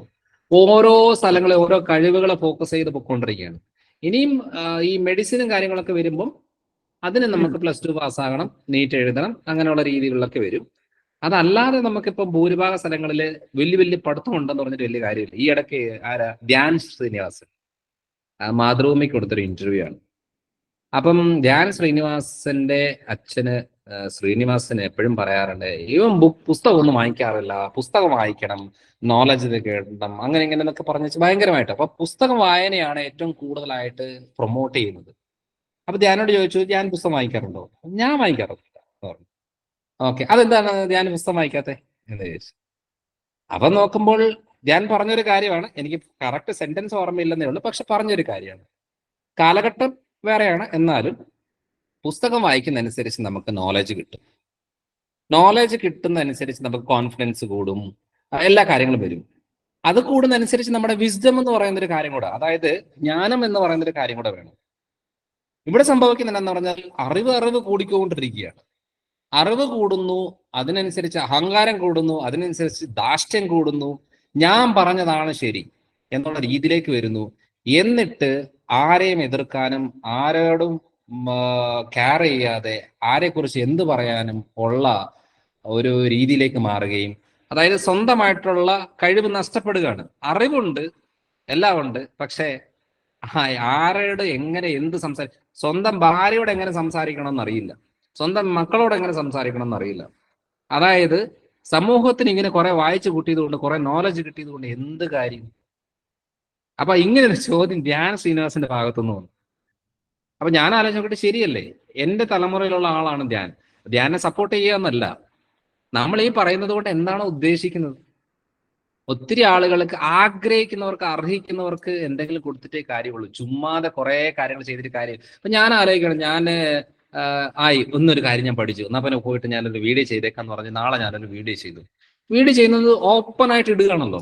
ഓപ്പണായിട്ട് ഇടുന്ന സമയത്ത് ഒരു 99% ആൾക്കാരും കൊള്ളാം, നല്ലതാണ്, ഇത് കാരണം എൻ്റെ കുടുംബം രക്ഷപ്പെട്ടു, എൻ്റെ രോഗം മാറി, എനിക്ക് ഇത് അറിയില്ലായിരുന്നു, ഞാനിത് ചെയ്തുകൊണ്ട് നല്ല ഇതായി എന്നൊക്കെ പറഞ്ഞ് നല്ല കാര്യങ്ങളെല്ലാം പറയും. എന്നാലും 1% ആൾക്കാരുണ്ട്, അതിനകത്ത് നെഗറ്റീവ് കണ്ടെത്തി അത് പറഞ്ഞ്. അപ്പൊ അതിലെന്ന് പറഞ്ഞാൽ അർഹതയില്ലാത്തവർക്ക് നമ്മൾ കൊടുക്കുമ്പോൾ എന്താ സംഭവിക്കുന്നതെന്ന് വെച്ചാൽ അതിനുള്ള വിലയില്ല. അപ്പൊ ഈ വിലയുള്ള രീതിയിലേക്കായി വരണം എന്നുണ്ടെങ്കിൽ നമ്മൾ ഒരു സർക്കിൾ ക്രിയേറ്റ് ചെയ്യണം, നമ്മൾക്ക് പറ്റിയ സർക്കിൾ. ഭാര്യയും ഭർത്താവ് രണ്ടുപേര് രണ്ട് കുടുംബത്തിൽ ജനിച്ചവരാണ്, രണ്ട് രീതിയിലുള്ള വിദ്യാഭ്യാസം എടുത്തവരാണ്, രണ്ട് രീതിയിലുള്ള ഫ്രണ്ട് സർക്കിൾ ഉള്ളവരാണ്. അപ്പോ രണ്ട് സ്ഥലങ്ങളിലാണ്, രണ്ട് ജീനുള്ളവരാണ്. ഇങ്ങനെല്ലാം രണ്ട് വിധത്തിലുള്ള ആൾക്കാരെ ഒരുമിച്ച് കൂട്ടിയിട്ട് ഒരു കുടുംബമായിട്ട് കൊണ്ടുപോകുമ്പോൾ അവിടെ അത് കഴിഞ്ഞിട്ട് അവർ ഒന്നാന്ന് പറയുന്നതിനോട് യാതൊരു അർത്ഥവുമില്ല. അവരവിടെ രണ്ട് തന്നെയാണ്, രണ്ട് ഇൻഡിവിജ്വൽസ്, രണ്ട് സ്വഭാവം, രണ്ട് താല്പര്യങ്ങൾ, രണ്ട് കഴിവുകൾ, എല്ലാം ഉള്ള ആൾക്കാര് ഒരുമിച്ച് അവരവരുടെ ഗോളിലേക്ക് എത്താൻ വേണ്ടിയിട്ട് ജീവിച്ചു പോകുന്നു എന്നുള്ളതല്ലാതെ അതിനകത്ത് ഇങ്ങനെ വലിയ ഇത് കണ്ടെത്തി കഴിയുമ്പോൾ പ്രശ്നം എന്താണെന്ന് വെച്ചാൽ ആരെങ്കിലും ഒരാൾ ത്യാഗം ചെയ്തേ പറ്റും. വേറെ ഒരു നിവൃത്തിയില്ല. കാരണം അവർക്ക് സ്കോപ്പേ ഇല്ല. ഭാര്യ പറയും, ഡോക്ടറെ ഞാൻ ഇത്രേ കഴിക്കുന്നുള്ളൂ, എന്റെ ഭർത്താവ് എന്ന് പറഞ്ഞാൽ എന്റെ ഭർത്താവ് 2 പ്ലേറ്റ് ചോറാ കഴിക്കുന്നത്, ഇങ്ങനെ തോന്നുന്ന കഴിച്ചുകൊണ്ടിരിക്കും. പക്ഷെ എനിക്ക് പുള്ളിയുടെ 4/1 പോലും കഴിക്കാൻ പറ്റുന്നില്ല. ഞാനൊരു ഇത്രയും കഴിക്കുമ്പോഴത്തേന് എന്റെ വെയിറ്റ് കൂടുകയാണ്. അപ്പം എനിക്ക് ഭയങ്കര പ്രശ്നമാണ് ഇതിന്റെ. അപ്പം എനിക്കിത് സഹിക്കാൻ പറ്റുന്നില്ല എന്നൊക്കെ പറയുന്നവരുണ്ട്. അപ്പം പലപ്പോഴും ഭർത്താക്കന്മാര് പറയുന്നുണ്ട്, എനിക്ക് ഡോക്ടറെ ഞാൻ മടുത്ത്, ഒരിക്കലും ഇവളുടെ പ്രശ്നം മാറത്തില്ല. ഡോക്ടറെ ഒരു 10ാമത്തെ ഡോക്ടറാണ്, ഞാൻ ഈ ഡോക്ടറെ ഏൽപ്പിച്ചേക്കുവാണ്, ഒന്ന് ശരിയാക്കി കൊടുക്ക്, എനിക്ക് മടുത്തു. എപ്പോ നോക്കിയാലും വേദനകള്, ക്ഷീണം, മരപ്പ്, അരിശം, പീരിയഡ്സ് ആകുന്ന സമയത്ത് പിന്നെ എന്നെ വീട്ടിൽ നിൽക്കാൻ പറ്റത്തില്ല, ആ മാതിരി പ്രശ്നങ്ങൾ എന്നൊക്കെ പറയുന്നവരുണ്ട്. അപ്പൊ ഞാൻ ആലോചിക്കാൻ കൊള്ളാമല്ലോ, ഇത് രണ്ടുപേരും 2 ട്രാക്ക് നിൽക്കുന്ന ആൾക്കാരാണ്. അപ്പൊ ഞാനിങ്ങനെ പറയുമ്പം അപ്പൊ ഞാൻ ചോദിക്കും ഭർത്താവിന്റെ അടുത്ത്, ശരിക്കും പറഞ്ഞാല് നിങ്ങളുടെ ഭാര്യയ്ക്ക് മാസം മാസം ആർത്തവമുണ്ട്, അപ്പൊ ഹോർമോണൽ വേരിയേഷൻ ഉണ്ട്, നിങ്ങൾക്ക് ആർത്തവം എന്ന് പറഞ്ഞ സംഭവമേ ഇല്ല. നിങ്ങളുടെ ഭാര്യ 2-3 പ്രസവിച്ച ആളാണ്. നിങ്ങൾ ആ പ്രസവ വേദനയോ 10 മാസത്തെ പ്രഗ്നൻസിയോ അതിന്റെ ബുദ്ധിമുട്ടോ നിങ്ങൾ അറിഞ്ഞിട്ട് പോലും ഇല്ല. അപ്പൊ ഇങ്ങനത്തെ ഹോർമോണൽ വേരിയേഷൻ വരുന്ന സമയത്ത് അപ്പൊ എന്താണ്, സ്ത്രീയുടെ ശരീരത്തിൽ എന്ത് കഴിച്ചാലും ഫാറ്റായിട്ട് കൺവേർട്ട് ചെയ്ത് വെക്കേണ്ട ഹോർമോണൽ ഒരു രീതികൾ ആയി വന്നിട്ടുണ്ട്. നിങ്ങൾക്ക് അങ്ങനെ ഒരു കാര്യമില്ല. കാരണം എന്ന് വെച്ചാൽ ഒരു പ്രഗ്നൻസി സമയത്തോ കുഞ്ഞിനോ ആവശ്യമുള്ള രീതിയിലുള്ള ഫാറ്റ് സ്റ്റോർ ചെയ്ത് വെച്ച് ഉപയോഗപ്പെടുത്താനായിട്ട് ഉള്ള ഒരു ശരീരപ്രകൃതമാണ്. നിങ്ങൾക്ക് അതായിട്ടില്ല. അപ്പൊ ഇങ്ങനെ നമ്മൾ പറഞ്ഞു കൊടുക്കുമ്പോഴാണ് ശരിയാണല്ലോ എന്ന് പറയുന്നത്. അല്ലാതെ ഇതൊക്കെ എന്താ പറയാ, ഞാന് കണ്ടില്ലേ ഞാൻ ഭയങ്കര ആരോഗ്യമാണ്, എനിക്ക് ഒരു കുഴപ്പമില്ല, കണ്ടോ ഞാൻ എങ്ങനെ ഭയങ്കര ഇതായിട്ടിരിക്കുന്നു എന്ന് പറയും. എന്റെ ഭാര്യ കണ്ടില്ലേ എന്ന് പറഞ്ഞിട്ട് കാര്യമില്ല. അവർക്ക് അവരുടേതായ ബുദ്ധിമുട്ടുകളുണ്ട്, അത് മനസ്സിലാക്കാതെ നമ്മളത് പറഞ്ഞിട്ട് യാതൊരു കാര്യമില്ല. എന്നാലും പലപ്പോഴും സ്ത്രീകൾക്ക് പറ്റുന്നൊരു കാര്യം എന്ന് പറയുന്നത് എന്ത് കഴിക്കണം എന്ത് കഴിക്കരുത് എന്ന് പറയുന്ന ഒരു ധാരണ കിട്ടാതെ വരുമ്പോഴാണ്. ചില സ്ത്രീകളിൽ ഏറ്റവും കൂടുതലായിട്ട് കണ്ടേക്കുന്നത് മധുരത്തോടുള്ള ഒരു ക്രേവിംഗ് ആണ്. അപ്പം അവർക്ക് അങ്ങനെ വലിയതായിട്ട് എല്ലാം കഴിക്കണമെന്നൊന്നുമില്ല. എന്തെങ്കിലും പ്രശ്നമത്തിയോ? ഞാൻ പറയുന്ന കേൾക്കുന്നുണ്ടോ? കേൾക്കുന്നുണ്ട്. ഒരാള് സേതു ശരിയായി തോന്നുന്നു. ഓക്കെ, അപ്പം ടോപ്പിക്കിന് മാറിപ്പോയല്ല. ശരി, സ്ത്രീകൾക്ക് മധുരത്തോട് കൂടുതൽ ആഭിമുഖ്യമുണ്ടെന്നത്. അപ്പം ഫാസ്റ്റിംഗ് ഇൻസുലിൻ സാധാരണ നമ്മൾ ചെക്ക് ചെയ്യുന്ന എന്താണെന്ന് അറിയാം, ഷുഗറിന് ഫാസ്റ്റിംഗ് ഷുഗർ FBS എന്ന് പറയും, ഫാസ്റ്റിംഗ് ബ്ലഡ് ഷുഗർ ആണ് പൊതുവെ ചെക്ക് ചെയ്യാറുള്ളത്. ഇതാണ് ഭൂരിഭാഗം ആൾക്കാരും എനിക്ക് ഷുഗർ ഉണ്ടോ എന്ന് പറഞ്ഞ് ചെക്ക് ചെയ്ത് പോകുന്ന സംഭവമാണ്.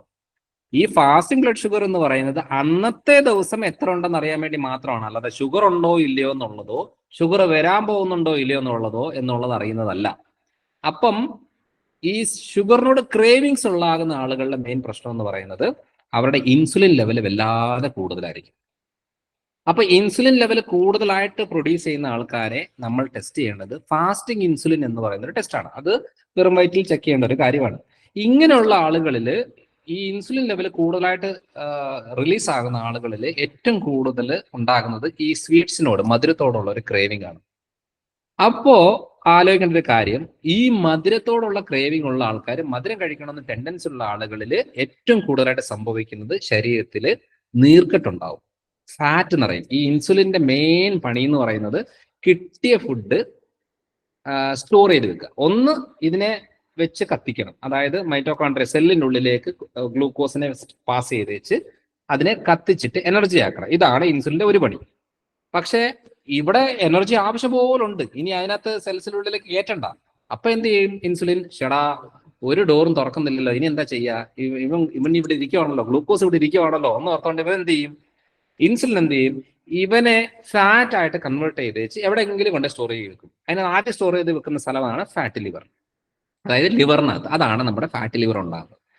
അപ്പൊ നോക്കുമ്പോൾ എന്താന്ന് വെച്ചാൽ ഈ പറയുന്ന ക്രേവിംഗ് ഉള്ള സ്ത്രീകളിൽ ആദ്യം വരുന്ന ഒരു പ്രശ്നം എന്ന് പറയുന്നത് ഫാറ്റ് ലിവർ ആണ്. രണ്ടാമത് വരുന്ന പ്രശ്നം എന്ന് പറയുന്നത് തൈറോയ്ഡ് വേരിയേഷൻ ആണ്.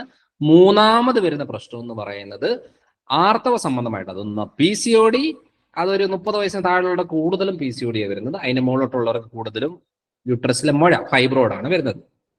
പിന്നെ വരുന്നത് ബ്രസ്റ്റിലെ മുഴയാണ് വരുന്നത്. പിന്നെ ഉണ്ടാകുന്നത് പ്രമേഹവും, പിന്നെ ഉണ്ടാകുന്നത് ബ്ലോക്കും. ഇങ്ങനെയാണ് അത് സംഭവിക്കുന്നത്. അതായത് മെഡിക്കൽ ടെക്സ്റ്റ് ചോദിച്ചാൽ ഇതിനൊരു എക്സ്പ്ലനേഷൻ ഒന്നുമില്ല. നമ്മളിത് എങ്ങനെ മനസ്സിലാക്കുന്നത് വെച്ചാൽ ഗ്ലൂക്കോസ് ഇൻടോളറൻസ് എന്നാണ് ഈ കണ്ടീഷന്റെ പേര്. എന്ന് വെച്ചാൽ ഗ്ലൂക്കോസ് എന്ന് പറഞ്ഞ ഈ അരി, ഗോതമ്പ്, കിഴങ്ങ് വർഗ്ഗം, മധുരം, ബേക്കറി എന്ന് പറഞ്ഞ സാധനങ്ങളൊക്കെ, മദ്യം, ഇതൊക്കെയാണ് ഗ്ലൂക്കോസുകൾ. High dose ഗ്ലൂക്കോസുകളാണ്.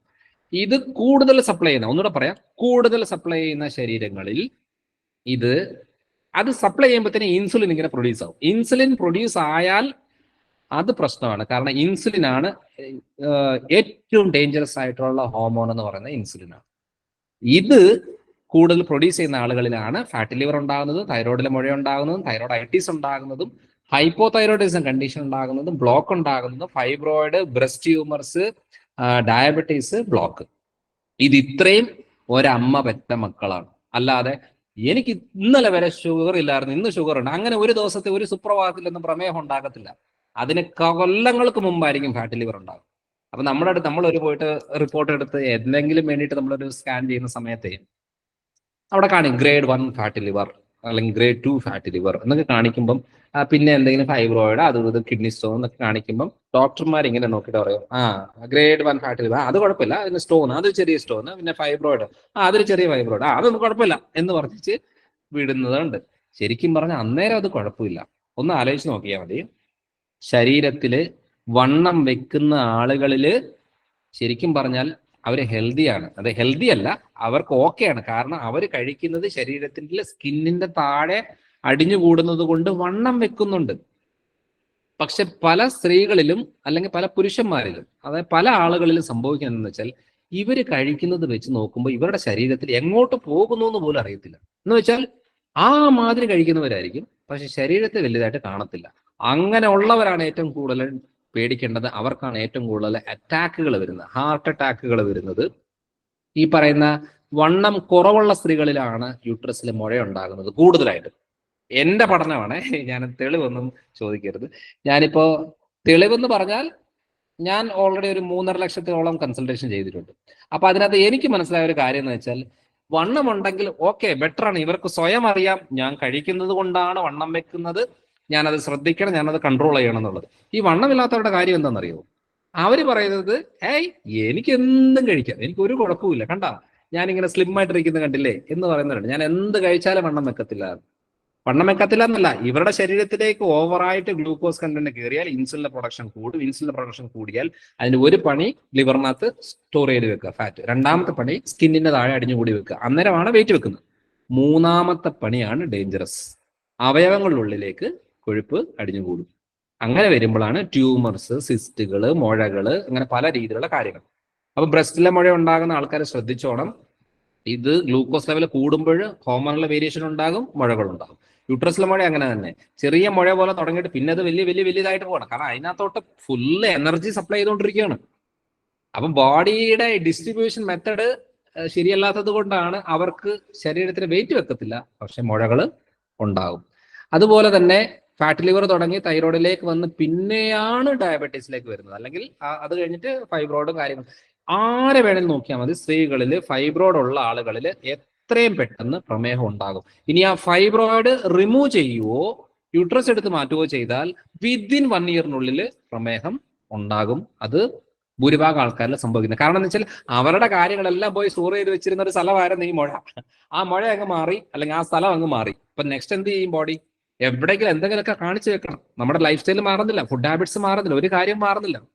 ഏറ്റവും എളുപ്പമാണെന്ന് വിചാരിച്ചിരിക്കുകയാണ്. മുഴ എടുത്ത് മാറ്റി കഴിഞ്ഞാൽ പണി എളുപ്പമാണ്. മുഴ എടുത്ത് മാറ്റി അവിടെ മുഴ പോയെന്നേ ഉള്ളൂ, വേറെ മുഴ ഉണ്ടാവും. ഇവിടെ ബ്രസ്റ്റിൽ മുഴ കിടക്കും.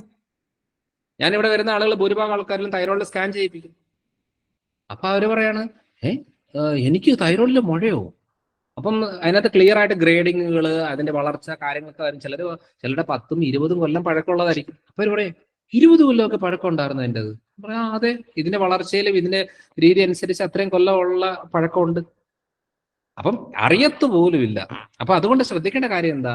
നമ്മൾ കഴിക്കുന്ന രീതി വെച്ച് നമ്മുടെ ശരീരം ഉണ്ടോ ഇല്ലയോ എന്നുള്ളത് ആദ്യം നോക്കിയാൽ മതി. അതില്ലേ, എവിടെ എന്തോ പ്രശ്നമുണ്ട്.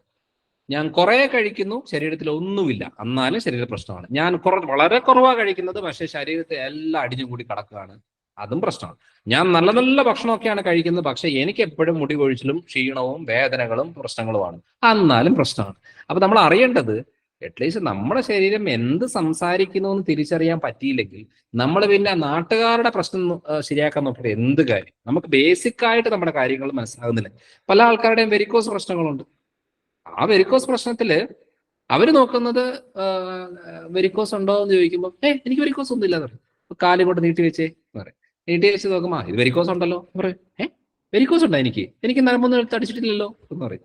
അപ്പൊ പറയും ഇല്ല, രോമമെല്ലാം നന്നായിട്ട് കൊഴിഞ്ഞു വരുന്നുണ്ട്, കാലിന് കളർ മാറുന്നുണ്ട്, നീര് വെക്കുന്നുണ്ട്, പിന്നെ കാലിന് കടച്ചിലുണ്ടെന്നുള്ളത്, കട്ടിലെടുപ്പുണ്ടെന്നുള്ളത് നിങ്ങൾ പറയുന്നുണ്ട്, പിന്നെ കുറച്ചു നേരം നിൽക്കുമ്പോഴത്തേനും കാല് കഴിക്കുന്നുണ്ട്, വൈകുന്നേരത്തേക്ക് നീര് വെക്കുന്നുണ്ട്, രാവിലെ എഴുന്നേക്കും നീര് കുറയുന്നുണ്ട്. ഇതെല്ലാം വെരിക്കോസ് ടെൻഡൻസിയാണ്. എന്നാൽ നരമ്പ് തടിച്ച് കാണത്തില്ല. ഇവരുടേത് എങ്ങനെയാണ്? തേർഡ് സ്റ്റേജ് ഒക്കെ ക്രോസ് ആയി കഴിയുമ്പോൾ കാല് ബ്രൗൺ കളറായി കറുത്ത് ചൊറിഞ്ഞ് പിന്നെ ഒരു സുപ്രഭാതത്തില് ഇങ്ങ് പൊട്ടുകയാണ്, ഒരു പൊള്ളൽ പോലെയൊക്കെ വന്നേച്ച് പിന്നെ ആ വ്രണം കരിയത്ത് പോലുമില്ല. ഇത് അവസാനമായിട്ട് ആ പ്രശ്നം വരുന്നതിനേക്കാളും നേരത്തെ നമുക്ക് കണ്ടാൽ ഓക്കെ ഇത് ആ പ്രശ്നത്തിലേക്ക് പോകുന്നതെന്ന് പറഞ്ഞാൽ പ്രശ്നം തീർന്നല്ലോ. ഞാൻ എൻ്റെ പല വീഡിയോകളിലും പറയുന്നത് നിങ്ങളുടെ കാലൊന്ന് ശ്രദ്ധിക്കൂ, ഇന്നതുണ്ടോ നോക്ക്, നിങ്ങളുടെ സ്കിന്നൊന്ന് നോക്ക്, നിങ്ങളുടെ മുഖത്ത് ശ്രദ്ധിച്ച് ഇവിടുത്തെ ഈ രണ്ട് സൈഡിലും കറുപ്പ് നിറമുണ്ടോ, അത് ലിവറിന്റെ ആണ്, ഇവിടുത്തെ ഫ്രണ്ടിലെ ഏരിയയിൽ അത് തൈറോയിഡുമായിട്ട് ബന്ധപ്പെട്ടതാണ്, കരിമംഗലമുള്ള കാര്യങ്ങൾ ഹോർമോണൽ വേരിയേഷൻ ആണ്, അതും തൈറോയിഡുമായിട്ട് നല്ല കണക്ഷൻ ഉള്ള ഒരു കാര്യമാണ്, ഇവിടെയൊക്കെ ആയിട്ട് വെള്ളപ്പാടുകളുണ്ട്, വയറുമായിട്ട് ബന്ധപ്പെട്ടതാണ്. ഇങ്ങനെ ഓരോന്നിനും ഓരോ കാരണമുണ്ട്. ഇതൊന്നും നോക്കാതെ നമ്മൾ ഇങ്ങനെ വണ്ടി ഓടിച്ച് പോവുകയാണ്. പക്ഷെ ഒരു സുപ്രഭാതത്തിൽ ഇത് പ്രശ്നങ്ങൾ വളരെ മോശമായ രീതിയിലേക്ക് മാറിക്കഴിയുമ്പോഴാണ് അന്നേരമാണ് ആശുപത്രിയും കാര്യങ്ങളും രീതികളൊക്കെ പോകുന്നത്. എന്ന് പറഞ്ഞിട്ട് ഇപ്പൊ ആശുപത്രി പോകണമെന്നല്ല, നമുക്കറിഞ്ഞിരിക്കണം. അത് നോക്കുമ്പം നമ്മളിപ്പം പോയിട്ട് മെക്കാനിക് പണി പഠിച്ചിട്ടല്ലല്ലോ നമ്മള് വണ്ടി റിപ്പയർ ചെയ്യുന്നത്. നമുക്കറിയില്ല, നമ്മൾ പോയിട്ട് ഗ്യാരേജ് കൊണ്ടുപോയി കാണിക്കും, അവരത് പറയും ഇന്നതാണ് ഇന്നടുത്ത് മാറ്റണം, ഇന്ന് ചെയ്യണം എന്നൊക്കെ പറയും. എന്നാ ആയിക്കോട്ടെ എന്ന് പറയും. അന്നേരം കുറച്ച് ക്യാഷും കൊടുക്കും, അവർ ശരിയാക്കി തരും. വീണ്ടും വന്ന് കുറച്ചാളെ കഴിയുമ്പോൾ വീണ്ടും ഇത് തന്നെ പ്രശ്നം, നമ്മൾ അവിടെ ശരിയാകുന്ന വേറെ സ്ഥലത്ത് പോകും. ഇത് തന്നെ പരിപാടി. എന്ന് വെച്ചാൽ നമ്മൾ അതിനെക്കുറിച്ച് നോക്കുപോലുമില്ല എന്താണ് ശരിക്കും ഈ വണ്ടിയുടെ പ്രശ്നം. നമ്മൾ വിചാരിക്കുന്ന ഈ മെക്കാനിക്കിന് എല്ലാം അറിയാം, ഈ മെക്കാനിക്ക് ചെയ്തോളും, ആ മെക്കാനിക്കിന് അറിയാവുന്ന രീതിയിൽ ആ മെക്കാനിക് എല്ലാം ചെയ്തു വെക്കും, അത് ശരിയാകാതെ പിന്നെ വേറെ മെക്കാനിക്കിന് എടുത്തു പോകും. ഇങ്ങനെ കാശ് കൊടുത്ത് പോകുന്ന പോലെ തന്നെയാണ് നമ്മുടെ ആരോഗ്യത്തിന്റെ കാര്യം. നമ്മൾ വിചാരിക്കുകയാണ് ഈ ഡോക്ടർമാർക്ക് എല്ലാം അറിയാം, അപ്പം എനിക്കൊരു പ്രശ്നം വന്നാൽ ഡോക്ടർ നോക്കിക്കോളും, ആശുപത്രി ഉണ്ടല്ലോ, മരുന്നുണ്ടല്ലോ, ഡോക്ടർമാരുണ്ടല്ലോ, എല്ലാം കാര്യങ്ങൾ ഓക്കെയാണ്, വരുന്നിടത്ത് വെച്ച് കാണാം എന്നുള്ള ആറ്റിറ്റ്യൂഡിൽ പോകുന്നവരുണ്ട്. അങ്ങനെ ആ രീതികൾ ഉണ്ടായിരുന്നു. ഇപ്പൊ അതൊക്കെ മാറി. കോവിഡ് വന്നതോടുകൂടി ആ പ്രശ്നത്തിൽ ഒരു തീരുമാനമായി കിട്ടി. കാരണം എന്താ? കാശുള്ള എത്രയോ പേരുണ്ടായിരുന്നു. അതായത് ഒരു ആശുപത്രി മൊത്തത്തോടെ വാങ്ങിക്കാൻ കാശുള്ള ആൾക്കാർ ആ ആശുപത്രിയുടെ ICU പോയിട്ട് ഇങ്ങനെ കിടക്കുകയാണ്, എന്നെ ഒന്ന് രക്ഷിക്കൂ എന്ന് പറഞ്ഞേച്ച്. ഡോക്ടർമാർ പറയുകയാണ് ഞങ്ങൾ ചെയ്യണത് എല്ലാം ചെയ്തു, ഇനി ശരീരം വിചാരിക്കണം ഒന്ന് നിലനിൽക്കാൻ അല്ലെങ്കിൽ തിരിച്ചു വരാൻ, എന്ന് വെച്ചാൽ ഒന്നും ചെയ്യാനൊന്നുമില്ല. അങ്ങനെ എത്ര പേര് മരിച്ചിട്ടുണ്ട്, കഴിവില്ലാഞ്ഞിട്ടല്ല.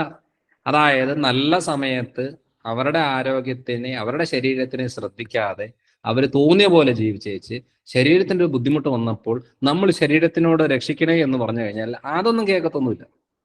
എന്നെ ഇത്രയും നാളെ നീ ദ്രോഹിച്ചതല്ലേ, ഇത്രയും നിനക്ക് ഒരു പെക്ക് കുടിച്ചാൽ മതിയായിരുന്നല്ലോ, നീ എന്തിനാണ് കുപ്പി കണക്കിന് കുടിക്കാൻ പോയത്? നിനക്ക് വല്ലപ്പോഴും ആഗ്രഹം ഉണ്ടെങ്കിൽ ഒരു സിഗരറ്റ് വലിച്ചാൽ പോരാണോ? നീ എന്തിനാണ് ഇങ്ങനെ പാക്കറ്റ് കണക്കിന് വലിക്കാൻ പോയത്? നീ ആഗ്രഹത്തിനനുസരിച്ച് ബേക്കറി സാധനം കഴിച്ചാൽ പോരാണോ? നീ എന്തിനാണ് ഫുൾ 3 നേരം ബേക്കറി സാധനം കഴിക്കാൻ പോയത്? ഇങ്ങനെ പല രീതിയിലുള്ള ചോദ്യങ്ങൾ ശരീരം ചോദിക്കും. നിനക്ക് മര്യാദക്ക് കടന്നുറങ്ങിയാൽ പോരായിരുന്നോ? ഒരു ദിവസം നീ 12 മണിക്ക് കിടക്കുന്നു, ഒരു ദിവസം നീ 3 മണിക്ക് കിടക്കുന്നു, നീ എന്ത് ജീവിതമായി ജീവിക്കുന്നത് എന്ന് ചോദിക്കത്തില്ലേ? ചില ആൾക്കാരെ നിങ്ങൾ രാവിലെ ബ്രേക്ക്ഫാസ്റ്റ് കഴിക്കുന്നില്ല, കഴിക്കണ്ട, നിങ്ങൾക്ക് വിശപ്പില്ല. അതിന്റെ ആർക്കാണ് കഴിക്കണം എന്ന് ഇപ്പൊ നിർബന്ധം? പലരും പറയുന്നത് ബ്രേക്ക്ഫാസ്റ്റ് മിസ് ചെയ്യരുത് എന്ന് പറയുന്നവരില്ല. അത് ശരിയാണ്, അത് കുട്ടികൾക്കൊക്കെ നമുക്ക് അത് നിർബന്ധമായിട്ട് പറയാം. ശരിക്കും മനുഷ്യന് 2 നേരം ഫുഡ് ധാരാളം മതി. ഇങ്ങനെ കഴിച്ച് രോഗം വരുത്തി വെക്കുന്നതാണ്. അതായത് ഇങ്ങനെ ആരോ പറഞ്ഞ പോലെ തന്നെ രാവിലെ ആയാൽ ഇഡ്ഡലി ദോശ കഴിക്കണം, ഉച്ചയൊക്കെ ആയാൽ ചോറ് കഴിക്കണം, രാത്രിക്ക് ആയാൽ ചപ്പാത്തി കഴിക്കണം. ഇങ്ങനെ ഇതെന്തോ ഒരു ട്രെൻഡ് പോലെയാണ് മറിയേക്കുന്നത്. ആര് പറഞ്ഞു? ഇവിടെയാണ് കപ്പയും ചോറും അല്ലെങ്കിൽ പൊറോട്ടയും ബീഫും കപ്പയും മീൻകറി എന്നൊക്കെ പറഞ്ഞ വികാരം. ഈ വികാരം പറഞ്ഞു വെച്ചാൽ ആരെങ്കിലും അമേരിക്കയിൽ പോയി പറഞ്ഞു കഴിഞ്ഞാൽ അവർ ചോദിക്കും ഇത് എന്ത് സാധനമാണ്, ഈ മരത്തിന്റെ വേറൊക്കെ വെട്ട് കീറി തിന്നുന്ന ആദിവാസികൾ എന്നല്ലേ പറയുള്ളൂ. നമുക്കിവിടെ വാവ് കപ്പ, ആഹാ മീന്, കപ്പയും ബീഫും എന്നൊക്കെ പറയുമ്പോൾ ഭയങ്കര വികാരമാണ്. ഇവിടെ പൊറോട്ട ബീഫ് എന്ന് പറഞ്ഞാൽ ഭയങ്കര വികാരമാണ്.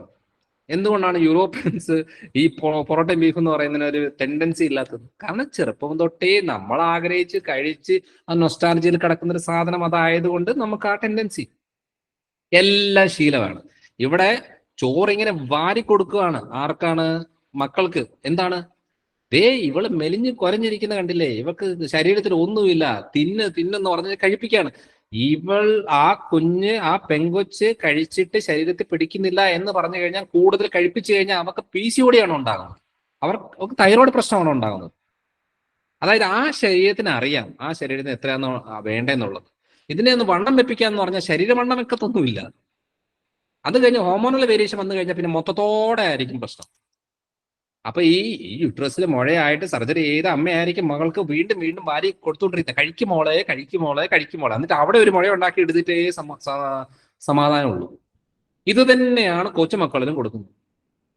നമ്മൾ ഈ പറയുമ്പം ഈ ഓവറായിട്ട് കഴിക്കുന്നത് കൊണ്ടാണ് നിങ്ങൾക്ക് രാവിലെ, ഞാൻ ഇവിടെ വരുന്ന ആൾക്കാരോട് ചോദിക്കും, നിങ്ങൾക്ക് രാവിലെയാണോ കൂടുതൽ വിശപ്പുള്ളത്, രാത്രിയാണോ കൂടുതൽ വിശപ്പ് വരുന്നതെന്ന് ചോദിക്കും. അപ്പൊ അവർ പറയും എനിക്ക് രാത്രിയാണ്, വൈകുന്നേരം എനിക്ക് എന്തായാലും വേണം. അപ്പൊ ഞാൻ രാവിലെ ഇല്ലെങ്കിലും വലിയ കുഴപ്പമൊന്നുമില്ല, പിന്നെ എല്ലാവരും കഴിക്കുമ്പോൾ ഞാനും കഴിക്കും എന്ന് പറയുന്നത്. അപ്പൊ ഞാൻ ചോദിക്കും, എന്ന് കഴിഞ്ഞാൽ ഒരു കാര്യം ചെയ്യാവോ, നിങ്ങൾ നോർമലായിട്ട് ഫുഡൊക്കെ കഴിച്ചോ, കുഴപ്പമില്ല, പക്ഷെ രാവിലെ കഴിക്കണ്ട. രാവിലെ നിങ്ങൾ നന്നായിട്ട് വെള്ളം കുടിക്കും, ഒരു രാത്രി ഒരു 7 മണിക്ക് മുമ്പ് എന്തെങ്കിലും കഴിക്കും. എന്നിട്ട് പിറ്റേ ദിവസം ഒരു ഉച്ചയ്ക്ക് 12 മണിക്കോ 1 മണിക്കോ ഫുഡ് കഴിക്കും. കുറച്ച് ചോറും കുറച്ച് മീനോ അവിയലോ തോരനോ മെഴുക്കൂട്ടി അങ്ങനെയൊക്കെ ആയിട്ടൊക്കെ കഴിക്കും. അപ്പൊ അവർ പറയും, അപ്പൊ അങ്ങനെയാണെങ്കിൽ എനിക്ക് ചോറ് കഴിക്കാവോ എന്ന് ചോദിക്കും. കാരണം ഞാൻ എൻ്റെ അടുത്ത് വരുമ്പോൾ ചോറിനോട് ഞാൻ ഭയങ്കര സ്ട്രിക്റ്റ് പറയുന്ന ഒരാളാണ്. കാരണം ഭൂരിഭാഗം നീർക്കെട്ടുണ്ടാക്കുന്നത്, ഭൂരിഭാഗം വേദനകൾ ഉണ്ടാക്കുന്നത്, തേയ്മാനങ്ങൾ ഉണ്ടാക്കുന്നത് ഈ അരിപ്പരിപാടിയാണ്. അത് പറഞ്ഞ് മനസ്സിലാക്കാൻ കുറച്ച് ബുദ്ധിമുട്ടാണ്. കാരണം നമ്മൾ സ്ഥിരം ഇങ്ങനെ ശീലിച്ച് വന്നതുകൊണ്ട് ബുദ്ധിമുട്ടാണ്. അതുകൊണ്ട് നമ്മൾ പറയുന്നത് ഓക്കെ എന്നാൽ പിന്നെ മൊത്തത്തോടെ മാറ്റണ്ട, നിങ്ങൾ കുറച്ചൊക്കെ കഴിക്കും, പക്ഷെ ഒരു കാര്യം ചെയ്യും, നിങ്ങൾ രാവിലെ തന്നെ സ്കിപ്പ് ചെയ്യും. അപ്പം പറയും, അങ്ങനെ സ്കിപ്പ് ചെയ്ത കുഴപ്പമില്ലേ എന്ന് ചോദിക്കും. അതിനാണ് ഇന്റർമീഡിയറ്റ് ഫാസ്റ്റിംഗ് എന്ന് പറയുന്നത്. നമുക്കൊരു 16 മണിക്കൂർ നമുക്കൊരു ഫാസ്റ്റിംഗ് ആയിട്ട് കിട്ടുവാണെങ്കിൽ, വെള്ളം കുടിച്ചു കിട്ടുവാണെങ്കിൽ, ബോഡി സ്വന്തം ശരീരത്തിന്റെ വേസ്റ്റിനെയൊക്കെ ക്ലീൻ ചെയ്ത് ആ വേസ്റ്റിനെ തന്നെ റോ മെറ്റീരിയൽ ആക്കി അതിനെ കത്തിച്ച് ഉപയോഗപ്പെടുത്തുന്ന രീതിയിലേക്കാണ് പോകുന്നത്. അതിനെയാണ് ഓട്ടോഫേജ് എന്ന് പറയുന്നത്. അതിന് നിങ്ങൾ ഒരു നേരം സ്കിപ്പ് ചെയ്ത് ആ പ്രശ്നം തീർന്നു. അപ്പൊ ചിലരോട് ചോദിക്കും, അയ്യോ എനിക്ക് രാവിലെ ഭയങ്കര നിർബന്ധമാണ്, രാത്രി നിർബന്ധമാണ്, എനിക്ക് ഉച്ചയ്ക്ക് വലിയ കുഴപ്പമില്ലെന്ന് പറയും. അപ്പൊ ഞാൻ പറയും, ഉച്ചയ്ക്ക് സ്കിപ്പ് ചെയ്തിട്ട് കാര്യമില്ല. നമുക്ക് ശരീരത്തിന് ബെനിഫിറ്റ് കിട്ടണോ, ഒന്നാ രാവിലെ അല്ലെങ്കിൽ വൈകിട്ട് ചെയ്യാം. അപ്പൊ അവർ പറയും, അയ്യോ രാവിലെ വൈകിട്ട് എനിക്ക് പറ്റത്തില്ല ഡോക്ടറെ, എനിക്ക് ഒട്ടും പറ്റത്തില്ല എന്ന് പറയും. അപ്പൊ നമ്മൾ പറയാം, എന്നാ ഒരു കാര്യം ചെയ്യും, വളരെ സിമ്പിൾ, 3 നേരം കഴിച്ചുകൊണ്ട് നമുക്ക് ഇന്റർമീഡിയറ്റ് ഫാസ്റ്റിംഗ് ചെയ്യാം. വളരെ സിമ്പിളാണ്. അതായത് രാത്രി നമ്മൾ 6 മണിക്കാണ് കഴിക്കുന്നതെങ്കിൽ പിറ്റേ ദിവസം രാവിലെ 10 മണിക്കാണ് കഴിക്കുന്നതെങ്കിൽ 16 മണിക്കൂറായി, ഇന്റർമീഡിയറ്റ് ഫാസ്റ്റിംഗ് ആയി. രാവിലെ 5 മണിക്ക് വൈകുന്നേരം 5 മണിക്കാണ് കഴിക്കുന്നതെങ്കിൽ പിറ്റേ ദിവസം 9 മണിക്ക് കഴിച്ച് ഇന്റർമീഡിയറ്റ് ഫാസ്റ്റിംഗ് ആയി. രാത്രി 7 മണിക്ക് കഴിക്കുന്നെങ്കിൽ പിറ്റേ ദിവസം 11 മണിക്ക് കഴിച്ച ഇന്റർമീഡിയറ്റ് ഫാസ്റ്റിംഗ് ആയി. അപ്പൊ എങ്ങനെ വേണമെങ്കിലും നമുക്ക് ആക്കാം. ബാക്കിയുള്ള ഈ 8 മണിക്കൂറിൽ 3 4 തവണ എത്ര വേണമെങ്കിലും കഴിച്ചു, ചെറിയ ചെറിയ അളവിൽ ഉൾപ്പെടുത്തി കഴിക്കുവാണെങ്കിൽ യാതൊരു കുഴപ്പമില്ല. എൻ്റെ ഒരു അഭിപ്രായത്തിൽ എൻ്റെ ഒരു ക്ലിനിക്കൽ പ്രാക്ടീസിൽ എനിക്ക് മനസ്സിലായ ഒരു കാര്യം എന്ന് പറയുന്നത്, ഒരു പരിധി കൂടുതലൊന്നും ഭക്ഷണം ഒന്നും ശ്രദ്ധിക്കാൻ പറ്റാത്ത ആൾക്കാർ ചെയ്യാൻ പറ്റിയ ഏറ്റവും നല്ല കാര്യം എന്ന് വെച്ചാൽ, വൈകുന്നേരം 6 മണിക്ക് ഫുഡ് കഴിച്ചേച്ച് നിർത്തിയോ, പിറ്റേ ദിവസം 8 മണിക്കോ 9 മണിക്കോ എപ്പോൾ വേണമെങ്കിലും കഴിച്ചു. അത് തന്നെ മതി ഭൂരിഭാഗം പ്രശ്നങ്ങൾ ക്ലിയർ ആകാൻ. അതായത് നമുക്ക് വല്ലാത്ത സ്ട്രിക്റ്റ് ആയിട്ട് ചെയ്യേണ്ട ആവശ്യമില്ല, ജോലിക്കാർ കാണും അതൊക്കെ കാണും. എന്നാലും ഞാൻ എൻ്റെ വൈകുന്നേരത്തെ ഫുഡ് എന്ന് പറയുന്നത് 6-6:30 കൊണ്ട് നമ്മുടെ ഫുഡ് പരിപാടി മൊത്തം തീരും. ആ സമയത്ത് എന്താണോ കഴിക്കുന്നത് അതനുസരിച്ച് കഴിച്ചങ്ങ് പോവുക എന്നുള്ളതേ ഉള്ളൂ. അപ്പം ഒരു പരിധി കൂടുതൽ നമ്മൾ ഭയങ്കരമായിട്ട് ശ്രദ്ധിച്ച് ചെയ്യണമെന്നുമില്ല, പക്ഷെ ഈ സമയം കൊണ്ട് തീർക്കുകയാണെന്നുണ്ടെങ്കിൽ എത്ര ആൾക്കാരെന്നറിയാം, നമുക്ക് ഭയങ്കരമായിട്ടും ചിലർ പറയാറില്ല, എനിക്ക് ഇവിടെ പിടിച്ചാ വേദന, ഇവിടെ പിടിച്ചാ വേദന, എൻ്റെ മക്കളെ വന്നെച്ചെങ്കിൽ തോണ്ടിയാൽ എനിക്ക് അന്നേരം വേദനയാണ്, ഒയ്യോ എനിക്ക് പറ്റത്തേ ഇല്ലാതെ. ശരിക്കും പറഞ്ഞാൽ ശരീരത്തിന് പുറത്ത് ഒരു കുഴപ്പവുമില്ല, ഇവരുടെ ഈ പിടിക്കുന്ന എല്ലാ വശങ്ങളിലും നീർക്കെട്ടും വേദനയാണ്. ആ മെയിൻ പ്രശ്നം എന്ന് പറയുന്നത് ഈ പറയുന്ന ഇൻഫ്ലമേഷൻ ആണ്. അതിന്റെ കാര്യം അത് ക്ലിയർ ആകാനാണ് ഞാൻ പറഞ്ഞത്. നമ്മൾ ഗ്രെയിൻ ഫ്രീ ഡയറ്റിലേക്ക് വരുമ്പോഴാണ് അത് നമ്മളെ എക്സ്പെരിമെന്റ് ചെയ്ത് നമ്മൾ പറയും, നിങ്ങൾ ചാലഞ്ച് ചെയ്ത് പറയും, വെറും 2 വീക്സ് ഒന്ന് ചെയ്ത് നോക്ക്, 2 ആഴ്ച ചെയ്ത് നോക്ക്, നീർക്കെട്ട് ക്ലിയർ ആയി പോകും. അപ്പൊ അതിന് വേണ്ടുന്ന കുറച്ച് ഇപ്പൊ വിറ്റമിൻ ഡി, ബി കോംപ്ലക്സ്, ഇങ്ങനത്തെ സാധനങ്ങൾ, അതേപോലെ തന്നെ പ്രോബയോട്ടിക്സ്, സർക്കുലേഷൻ ക്ലിയർ ആകാനുള്ളത്, അങ്ങനെ കുറെ കാര്യങ്ങൾ അതിന്റെ കൂടെ സപ്ലൈ ചെയ്യും. എന്നാലും ഇതൊന്നും ചെയ്തില്ലെങ്കിലും റിസൾട്ട് കിട്ടുന്ന ഒരു കാര്യമാണ്. കാരണം ശരീരത്തിന് പറ്റത്തില്ല എന്ന് പല രീതിയിൽ പറഞ്ഞിച്ച് കേൾക്കാതെ വീണ്ടും വീണ്ടും സപ്ലൈ ചെയ്യുന്നതിന്റെ ഭാഗമായിട്ട് വരുന്ന പ്രശ്നങ്ങളാണ് ഭൂരിഭാഗവും. എന്താണ് ഡോക്ടർ ദീപു സുകുമാർ എന്താ പറഞ്ഞ കേട്ടില്ല? ഓക്കെ അല്ലേ? കണ്ടിന്യൂ ചെയ്യാലോ? ശരി, എന്തായാലും ഇപ്പൊ 8:30 ആയി. ഞാനിത് കൂടുതൽ നീട്ടിക്കൊണ്ട് പോകുന്നില്ല. ഇനിയും നിങ്ങൾക്ക് എന്തെങ്കിലും രീതിയിലുള്ള ചോദ്യങ്ങൾ, ഇനിയിപ്പോ നമുക്ക് ചോദ്യമായിട്ട് ബന്ധപ്പെട്ട് നമുക്ക് ഫോക്കസ് ചെയ്യാം. കാരണം പറയാൻ പോയാൽ ഒത്തിരി കാര്യങ്ങളുണ്ട്. നമുക്കത് ഇത് ഞാൻ ഡിസ്കസ് ചെയ്ത കാര്യങ്ങളെല്ലാം എൻ്റെ എക്സ്പീരിയൻസിന്റെ കാര്യങ്ങളാണ്. കാരണം എന്താണെന്ന് വെച്ചാൽ ഞാനൊരു 3-4 കൊല്ലം ഷിപ്പിലെ ഡോക്ടറായിരുന്നു, കപ്പലിൽ, US-ൽ. അവിടെ ശരിക്കും പറഞ്ഞ നല്ല ഒരു രസകരമായ ഒരു കാര്യം എന്ന് പറയുന്നത്, ഈ കപ്പലിൽ വരുന്ന 80% ആൾക്കാരും എന്താ പറയാ 60 വയസ്സിന് മുകളിലുള്ളവരാണ്. എന്ന് വെച്ചാൽ അവരുടെ നല്ല പ്രായങ്ങളെല്ലാം അവര് അധ്വാനിക്കുന്നുണ്ട്. പക്ഷെ ഒരു പാല് വിൽക്കുന്ന ഒരാൾ വരെ കപ്പലിലെ ഈ ലക്ഷ്യൂറിയസ് ആയിട്ടുള്ള ഷിപ്പിൽ യാത്ര ചെയ്യാൻ വരും. എന്ന് വെച്ചാൽ അവന്റെ ഒരു കൊല്ലത്തെ വരുമാനത്തിൽ ഒരാഴ്ചത്തെ യാത്രയ്ക്ക് വേണ്ടിയിട്ട് അവൻ റെഡിയാണ്. അതായത് അവൻ അടുത്ത കൊല്ലം ജീവിച്ചിരിക്കുമെന്ന് പോലും അവന് ഉറപ്പില്ല. 81 വയസ്സുള്ള ഒരാൾ പാൽക്കാരനാണ്. അതായത് ഞാൻ ഒത്തിരി ആൾക്കാരെ കൺസൾട്ട് ചെയ്യുന്നുണ്ട് ഷിപ്പിനകത്ത്, കപ്പലില്. നമ്മുടെ ഇവിടെയാണ് 55 കഴിയുമ്പോഴത്തേനും പിന്നെ ഇനി അങ്ങനെ പണിയെടുത്തു കഴിഞ്ഞാൽ ശരിയാവില്ല.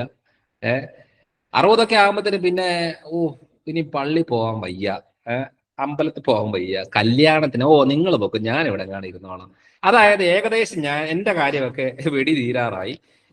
ഇനിയിപ്പോ ഞാൻ കുഴിയുടെ സൈഡിലേക്ക് നിന്നോളാം, എന്നെ ഒന്ന് തട്ടി അങ്ങോട്ട് ഇട്ടേച്ചാൽ മതി എന്നുള്ള ആറ്റിറ്റ്യൂഡിലാണ് കാര്യങ്ങൾ പോകുന്നത്. അപ്പൊ 70 ആയിക്കഴിഞ്ഞാൽ പിന്നെ പറയുകയേ വേണ്ട. കാരണം ജീവിതം കഴിഞ്ഞു. ഇങ്ങനെ എങ്ങോട്ടോ നോക്കി നിന്നിട്ടുള്ള രീതികളിലേക്ക് കാര്യങ്ങൾ പോകുന്നു. ഭൂരിഭാഗം ആൾക്കാരുടെ അങ്ങനെയാണ് പോകാറുള്ളത്. അതുകൊണ്ടാണ് പറയുന്നത് ജീവിതം ശരിക്കും പറഞ്ഞാൽ തുടങ്ങുന്ന അന്നേരമാണ്. പക്ഷെ ഇവിടുത്തെ രീതി അനുസരിച്ച് എന്താണെന്ന് വെച്ചാൽ, ഈ പറയുന്ന മക്കളുടെ കഷ്ടപ്പാടും കാര്യങ്ങളെല്ലാം കഴിഞ്ഞേച്ച് എന്താ പറയാ, ജീവിതം കഴിയുമ്പോൾ കൊച്ചുമക്കൾ. അപ്പൊ എൻ്റെ ഒരു അഭിപ്രായത്തിൽ ശരിക്കും പറഞ്ഞാല് ഇപ്പൊ എൻ്റെ ജനറേഷനിലുള്ള ആൾക്കാരാണെങ്കിൽ ഈ മക്കളെ നമ്മൾ എന്താ പറയാ, അപ്പനമ്മയെന്ന് പറയുന്നത് ബേബി സിറ്റേഴ്സ് അല്ലല്ലോ, കെയർ ടേക്കർ ഒന്നും അല്ലല്ലോ. അവർക്ക് ഒരിക്കലും ജോലി തീരത്തില്ല. മക്കളെ പഠിത്തവും കാര്യങ്ങളൊക്കെ കഴിഞ്ഞു, ഇനിയും കൊച്ചുമക്കളെ പഠിപ്പിച്ച്, കൊച്ചുമക്കളെ കുളിപ്പിച്ച്, കൊച്ചുമക്കളെ നോക്കി. പല ആൾക്കാരും ഇവിടെ വന്നിട്ട് പറയുന്നത് എന്തുകൊണ്ടാണ് കഴിഞ്ഞ ആഴ്ച വരാഞ്ഞെന്ന് ചോദിക്കുമ്പോൾ കൊച്ചുമക്കളുണ്ടായിരുന്നു. പിന്നെ കൊച്ചുമക്കളുണ്ടായെങ്കിൽ എന്താ നിങ്ങളുടെ പ്രശ്നം? നിങ്ങളുടെ മരുന്ന് മിസ്സാവുമല്ലോ, നിങ്ങൾ പ്രോപ്പറായിട്ട് ഇത് ചെയ്യേണ്ടതല്ലേ, ഫോളോ അപ്പ് ചെയ്യേണ്ടതല്ലേ എന്നൊക്കെ പറയുമ്പോൾ പറയാറുണ്ട്, അല്ല മോള് പിള്ളേരെ കൊണ്ടുവന്ന് വീട്ടിൽ വിട്ടേക്കുവാണ്, അതുകൊണ്ടാണ്. എന്ത് ചെയ്യണം ഡോക്ടറെ, ഈ പിള്ളേർ പറഞ്ഞാൽ കേൾക്കത്തില്ല, ഒരു രക്ഷയില്ല, ഞങ്ങൾക്ക് ആകെ ഇതാണ്, ഞങ്ങൾക്ക് മോളല്ലേ എന്തിനു പറയാൻ പറ്റൂ എന്നൊക്കെ പറയുന്നത്.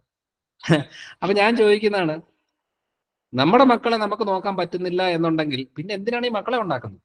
വളരെ സിമ്പിൾ കാര്യമല്ലേ. കല്യാണം കഴിച്ചേച്ച് ഭർത്താവ് വേറെ സ്ഥലത്ത് പോയി നിൽക്കുകയും ഭാര്യ വേറെ സ്ഥലത്ത് നിൽക്കുന്നത്, പിന്നെ എന്തിനാ കല്യാണം കഴിക്കുന്നത്? ഒരു ബന്ധമില്ലാത്ത സ്ഥലത്ത് കൊണ്ടുപോയിട്ട് ഭാര്യയെ കൊണ്ടുപോയി വിട്ടേച്ച് ഭർത്താവിന്റെ സ്ഥലത്തേക്ക് പോവുകയാണ്. അങ്ങനെയുള്ളവർ എന്തിനാണ് ഇത് ചെയ്യുന്നത്? അപ്പൊ സിമ്പിൾ ആയിട്ടുള്ള കാര്യമാണ്. അതുകൊണ്ട് ഇത് എല്ലാവരും അങ്ങോട്ടും ഇങ്ങോട്ടും മനസ്സിലാക്കി ചെയ്യേണ്ട ഒരു കാര്യമാണ്. നമുക്ക് ചില അപ്പനമ്മ, വല്യപ്പനും വല്യമ്മയ്ക്കും മക്കളെ നോക്കുന്നത്, കൊച്ചുമക്കളെ നോക്കുന്നത് ഭയങ്കര ഇഷ്ടമുള്ള കാര്യമാണ്. ഒരു കുഴപ്പമില്ല. പക്ഷെ 80% ആൾക്കാർക്കും അവര് നിവൃത്തികേട് കൊണ്ടാണ് ഇത് ചെയ്യുന്നത്. അപ്പൊ അങ്ങനെ വരുമ്പോൾ അവരുടെ സ്വന്തം ലൈഫിൽ എപ്പോഴാണ് അവർക്കൊരു യാത്ര പോകാൻ പറ്റുന്നത്? സ്വന്തം ലൈഫിൽ എപ്പോഴാണ് മര്യാദയ്ക്ക് ഒരു ചികിത്സ എടുക്കാൻ പറ്റുന്നത്? എപ്പോഴാണ് അവർ ആഗ്രഹിക്കുന്ന രീതിയിലുള്ള ജീവിതം നയിക്കാൻ പറ്റുന്നത്? പറ്റുന്നില്ല പലപ്പോഴും. അപ്പം എൻ്റെ ഒരു അഭിപ്രായത്തിൽ നല്ല രീതിയിലൊക്കെ യാത്രയൊക്കെ ചെയ്ത് നമ്മൾ എന്തോ ഒരു സ്ഥലമുണ്ട്, നമ്മൾ ഈ പറയുന്ന കോഴിക്കോട്, കൊയിലാണ്ടിയും അതേപോലെ തന്നെ ഈ എറണാകുളവും തിരുവനന്തപുരം എന്നൊക്കെ പറഞ്ഞിരിക്കാതെ കുറച്ച് പുറത്തേക്കൊക്കെ ഇറങ്ങിയിട്ട് നമ്മുടെ ലോകം എങ്ങനെയുണ്ടെന്നൊക്കെ കണ്ട് എല്ലാം കഴിഞ്ഞ് തിരിച്ച് അവിടെ എത്തുമ്പം ചോദിക്കത്തില്ലേ എങ്ങനെ ഉണ്ടായിരുന്നു എന്ന് ചോദിക്കുമ്പം, നമ്മുടെ ആ പറയുന്ന കോട്ടയവും ഇടുക്കിയും ഒക്കെ ആയിട്ട് ഞങ്ങൾ ഒതുങ്ങി എന്ന് പറഞ്ഞു കഴിഞ്ഞാൽ ചോദിക്കും, ഞാൻ നിന്നെ വിട്ടത് ഭൂമിയിലേക്കല്ലേ, അല്ലാതെ ഇടുക്കിയിലേക്കല്ലല്ലോ. അപ്പം അറ്റ്ലീസ്റ്റ് എല്ലാ സ്ഥലങ്ങളിലൊക്കെ പോയി ഒന്ന് ആസ്വദിച്ച് എല്ലാം കണ്ട്, നമ്മൾ ജീവിച്ചൊരു സ്ഥലമല്ലേ, അതെങ്ങനെ ഇരിക്കുന്നു എന്ന് നമുക്കൊന്ന് അറിയണമല്ലോ. എല്ലാ സ്ഥലങ്ങളിലും പോയിട്ട് അതൊക്കെ ആസ്വദിക്കുന്നത് എപ്പോഴും നല്ലതാണ്. അറ്റ് ലാസ്റ്റ് ആയിട്ട് എനിക്ക് പറയാനുള്ളത്, എന്ത് ചെയ്താലും നമുക്ക് വേണ്ടി ചെയ്യുക. എന്ന് വെച്ചാൽ നമ്മളൊരു ഭക്ഷണം ഉണ്ടാക്കുന്നത് നമ്മുടെ സന്തോഷത്തിന് വേണ്ടി ഉണ്ടാക്കുക. ഒരാൾക്ക് ഭക്ഷണം ഉണ്ടാക്കി അവരുടെ വായിന്ന് അടിപൊളിയാണ് നല്ലതാണെന്ന് പറഞ്ഞ് കേൾക്കാനായിട്ടാണ് ഉണ്ടാക്കുന്നതെങ്കിൽ അങ്ങനെ ഒരു വാക്ക് വളരെ കുറവായിരിക്കും കേൾക്കുന്നത്. കാരണം എത്ര എന്തൊക്കെ ആക്കി കൊടുത്തു എന്ന് പറഞ്ഞാലും, നമ്മൾ എന്തൊക്കെ ത്യാഗം ചെയ്തു എന്ന് പറഞ്ഞാലും അതിനകത്ത് നല്ലത് കിട്ടണമെന്ന് ഒരു നിർബന്ധവും ഇല്ല. അതുകൊണ്ട് ഞാൻ നന്നായിട്ട് ഭക്ഷണം ഉണ്ടാക്കണം, അത് എനിക്ക് എൻ്റെ മനസ്സിന്റെ തൃപ്തിക്കാണ് എന്ന് പറഞ്ഞാൽ വളരെ നല്ലത്. എൻ്റെ അമ്മായിയമ്മയെ നോക്കേണ്ടത് ഞാനാണ്, അത് എന്തായാലും ഞാൻ നോക്കിയേ പറ്റൂ. അത് പിന്നെ പ്രാഗിക്കൊണ്ടും കഷ്ടപ്പെട്ടുകൊണ്ടും ചെയ്യുന്നതിനേക്കാളും നല്ലത് സന്തോഷത്തോടെ ചെയ്യുന്നതാണ് ഏറ്റവും നല്ലത്. എൻ്റെ മക്കളെ ആയിക്കോട്ടെ, എൻ്റെ അമ്മായിപ്പനെ ആയിക്കോട്ടെ, എൻ്റെ വീട്ടിലുള്ള ആയിക്കോട്ടെ, എന്ത് കാര്യം ചെയ്താലും ഇപ്പൊ നമ്മളൊരു ബിസിനസ് ചെയ്യുന്നു, ബിസിനസ് ചെയ്യുന്നത് മക്കൾക്ക് വേണ്ടി ചെയ്യണ്ട. എന്തിനാണ് മക്കൾക്ക് വേണ്ടി ബിസിനസ് ചെയ്യുന്നത്? അവർക്കതിന് വിലയില്ല. ഒരാള് അപ്പനും അമ്മയും കഷ്ടപ്പെട്ട് ഉണ്ടാക്കിയ ഒരു സ്വത്തുക്കൾക്കും ആ മക്കൾക്ക് വിലയില്ല. ആ വിലയില്ലാത്തൊരു ഇതിലേക്ക് നമ്മൾ ഈ സ്വത്ത് കൊണ്ടിട്ട് അങ്ങോട്ട് കൊടുത്തിട്ട് യാതൊരു കാര്യമില്ല. ഒന്ന് മ്യൂട്ട് ചെയ്യോ? ഓക്കെ. അപ്പൊ അതുകൊണ്ട് മക്കൾക്ക് വേണ്ടിയിട്ട് ഒരു കാര്യം ചെയ്തു വെക്കേണ്ട ആവശ്യമില്ല. പിന്നെ എൻ്റെ അഭിപ്രായങ്ങളാണ് ഞാൻ പറയുന്നത്. ഈ പറയുന്ന പല സാഹചര്യങ്ങളിലും ഈ കാരണവന്മാര് ഈ അവസാനം വരെ ഈ സ്വത്തുക്കളുടെ കാര്യത്തിലോ ഇതിലൊന്നും മക്കൾക്കൊരു ധാരണ കൊടുക്കാതിരിക്കുന്നത് കൊണ്ട് എന്താ സംഭവിക്കുന്നത് വെച്ചാൽ, ഒരു സുപ്രഭാതത്തില് ഇവരങ്ങ് മരിച്ചു പോകും. ബാക്കി എന്താണെന്ന് വെച്ചാൽ അത് കഴിഞ്ഞായിരിക്കും ആ കുടുംബത്തിന്റെ പ്രശ്നം മൊത്തം തുടങ്ങുന്നത്. ആ ഒരു ധാരണയില്ലാതെ പോകുന്നൊരു കാര്യമാണ്. ഒരിക്കലും മക്കൾ അപ്പനമ്മയുടെ ഇതിനകത്ത് നോക്കേണ്ട ആവശ്യമില്ല. അവരെ അധ്വാനിച്ച്, അവരെ നന്നായിട്ട് പഠിപ്പിച്ച്, അവരെ നന്നായിട്ട് ജോലി എടുത്തിച്ച് അവരുടെ കാലം നിന്ന് കഴിഞ്ഞാൽ അവരുടെ പണി തീർന്നു. അല്ലാതെ ഈ പറയുന്ന അപ്പനമ്മ ഉണ്ടാക്കിയതിന് പുറകെ നടക്കേണ്ട ആവശ്യമില്ല. എന്നാലും മാനസികമായിട്ടും സാമൂഹികപരമായിട്ടും അങ്ങനെ ഒരു കാഴ്ചപ്പാട് ഉള്ളത് കൊണ്ട് നേരത്തെ അതിനൊരു ധാരണ ഉണ്ടാക്കി വെച്ചേച്ച് എന്റെയും എൻ്റെ ഭാര്യയുടെയും സ്ഥലം ഇതാണ്, എൻ്റെ വരുമാനം ഇതാണ്, എന്നെ നോക്കുന്ന ആളുടെ രീതികൾ ഇങ്ങനെയാണ് എന്നുള്ള രീതിയിൽ എന്തിനാണ് മക്കളെ വെച്ച് നോക്കേണ്ട ആവശ്യം? ഒരു നല്ലൊരു ജോലിക്കാരെ വെച്ചാൽ പോരെ. ആ ജോലിക്കാരെ വെക്കാനായിട്ടുള്ള സാമ്പത്തികം നമുക്കുണ്ടായാൽ പോരെ. നമ്മൾ എന്തിനാണ് ഇവർക്ക് വേണ്ടിയിട്ട് മക്കൾക്ക് വേണ്ടിയിട്ടൊക്കെ ആയിട്ട് നിൽക്കേണ്ട വല്ല ആവശ്യമുണ്ടോ? ഒരിക്കലും നമ്മളത് അവകാശപ്പെടാനും പാടില്ല. അവർക്ക് അവരുടെ ലൈഫ്, അവരുടെ കാര്യങ്ങൾ, അവരുടെ ജോലി, എത്രയോ മക്കൾക്ക് അപ്പനമ്മയും നല്ല രീതിയിൽ നോക്കണമെന്നുണ്ട്.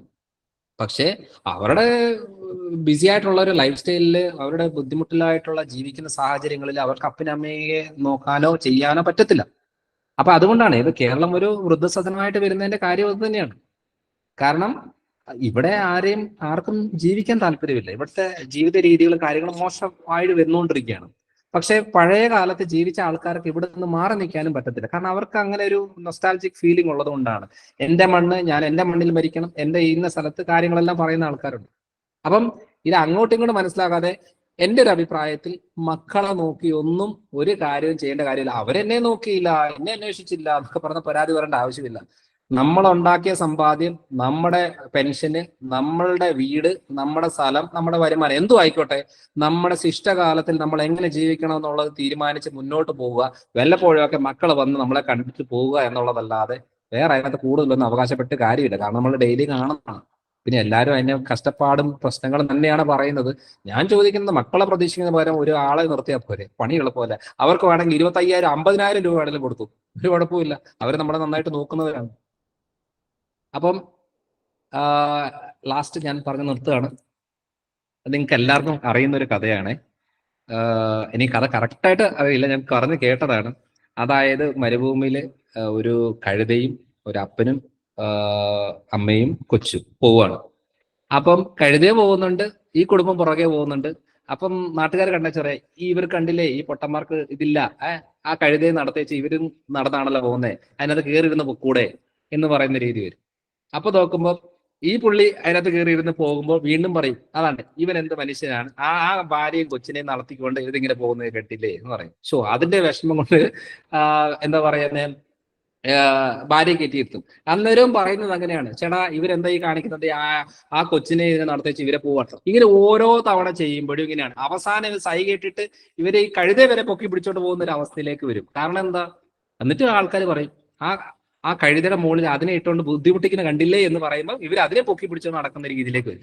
എങ്ങനെ ചെയ്താലും എന്തെങ്കിലുമൊക്കെ പറയും. അതുകൊണ്ട് ഈ നാട്ടുകാരുടെ വാക്കും കേട്ടുകൊണ്ട് ജീവിക്കാൻ നോക്കിക്കഴിഞ്ഞാൽ മരണം വരെ ഒരു ജീവിതവും നമുക്ക് ആസ്വദിക്കാൻ പറ്റത്തില്ല.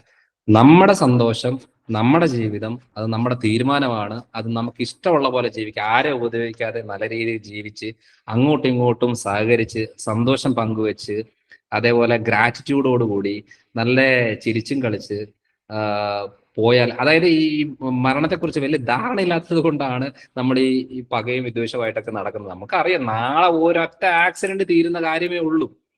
അപ്പം അല്ലെങ്കിൽ ഒരു നല്ല ഒരു എന്താ പറയാ, ഒരു നിപ്പ വന്നാൽ തീരുന്നതേ ഉള്ളൂ, ഒരു കോവിഡ് വന്നാൽ തീരുന്നതേ ഉള്ളൂ. ആ ഒരു കാര്യം നോക്കാതെ ഭയങ്കരമായിട്ട് എന്തിനോ വേണ്ടിയിട്ട് പോരാടിക്കൊണ്ടിരിക്കുകയാണ്. അപ്പൊ എന്തായാലും ഞാൻ ലാസ്റ്റ് ഒരു കാര്യം കൂടെ, നമ്മുടെ ജീവിതവും നമ്മുടെ സന്തോഷവും നമ്മുടെ തീരുമാനമാണ്. ആ തീരുമാനം നല്ല രീതിയിൽ എടുക്കുക. അതിനനുസരിച്ച് നമുക്ക് നല്ല സന്തോഷമുള്ള ഒരു ജീവിതം കിട്ടാൻ സാധിക്കും. അപ്പൊ എല്ലാവർക്കും ഞാൻ നല്ലൊരു സായാഹ്നം നേരുന്നു. Thank you very much. ഇനിയിപ്പോ എന്തെങ്കിലും ചോദിക്കാനുണ്ടെന്നെങ്കിൽ ചോദിക്കാനുണ്ടാവും, എല്ലാവരും പ്രതീക്ഷിച്ചിരിക്കുകയാണ്. ആരെങ്കിലും ആദ്യമായിട്ട് മുമ്പോട്ട് വരിക. നമസ്കാരം സാർ.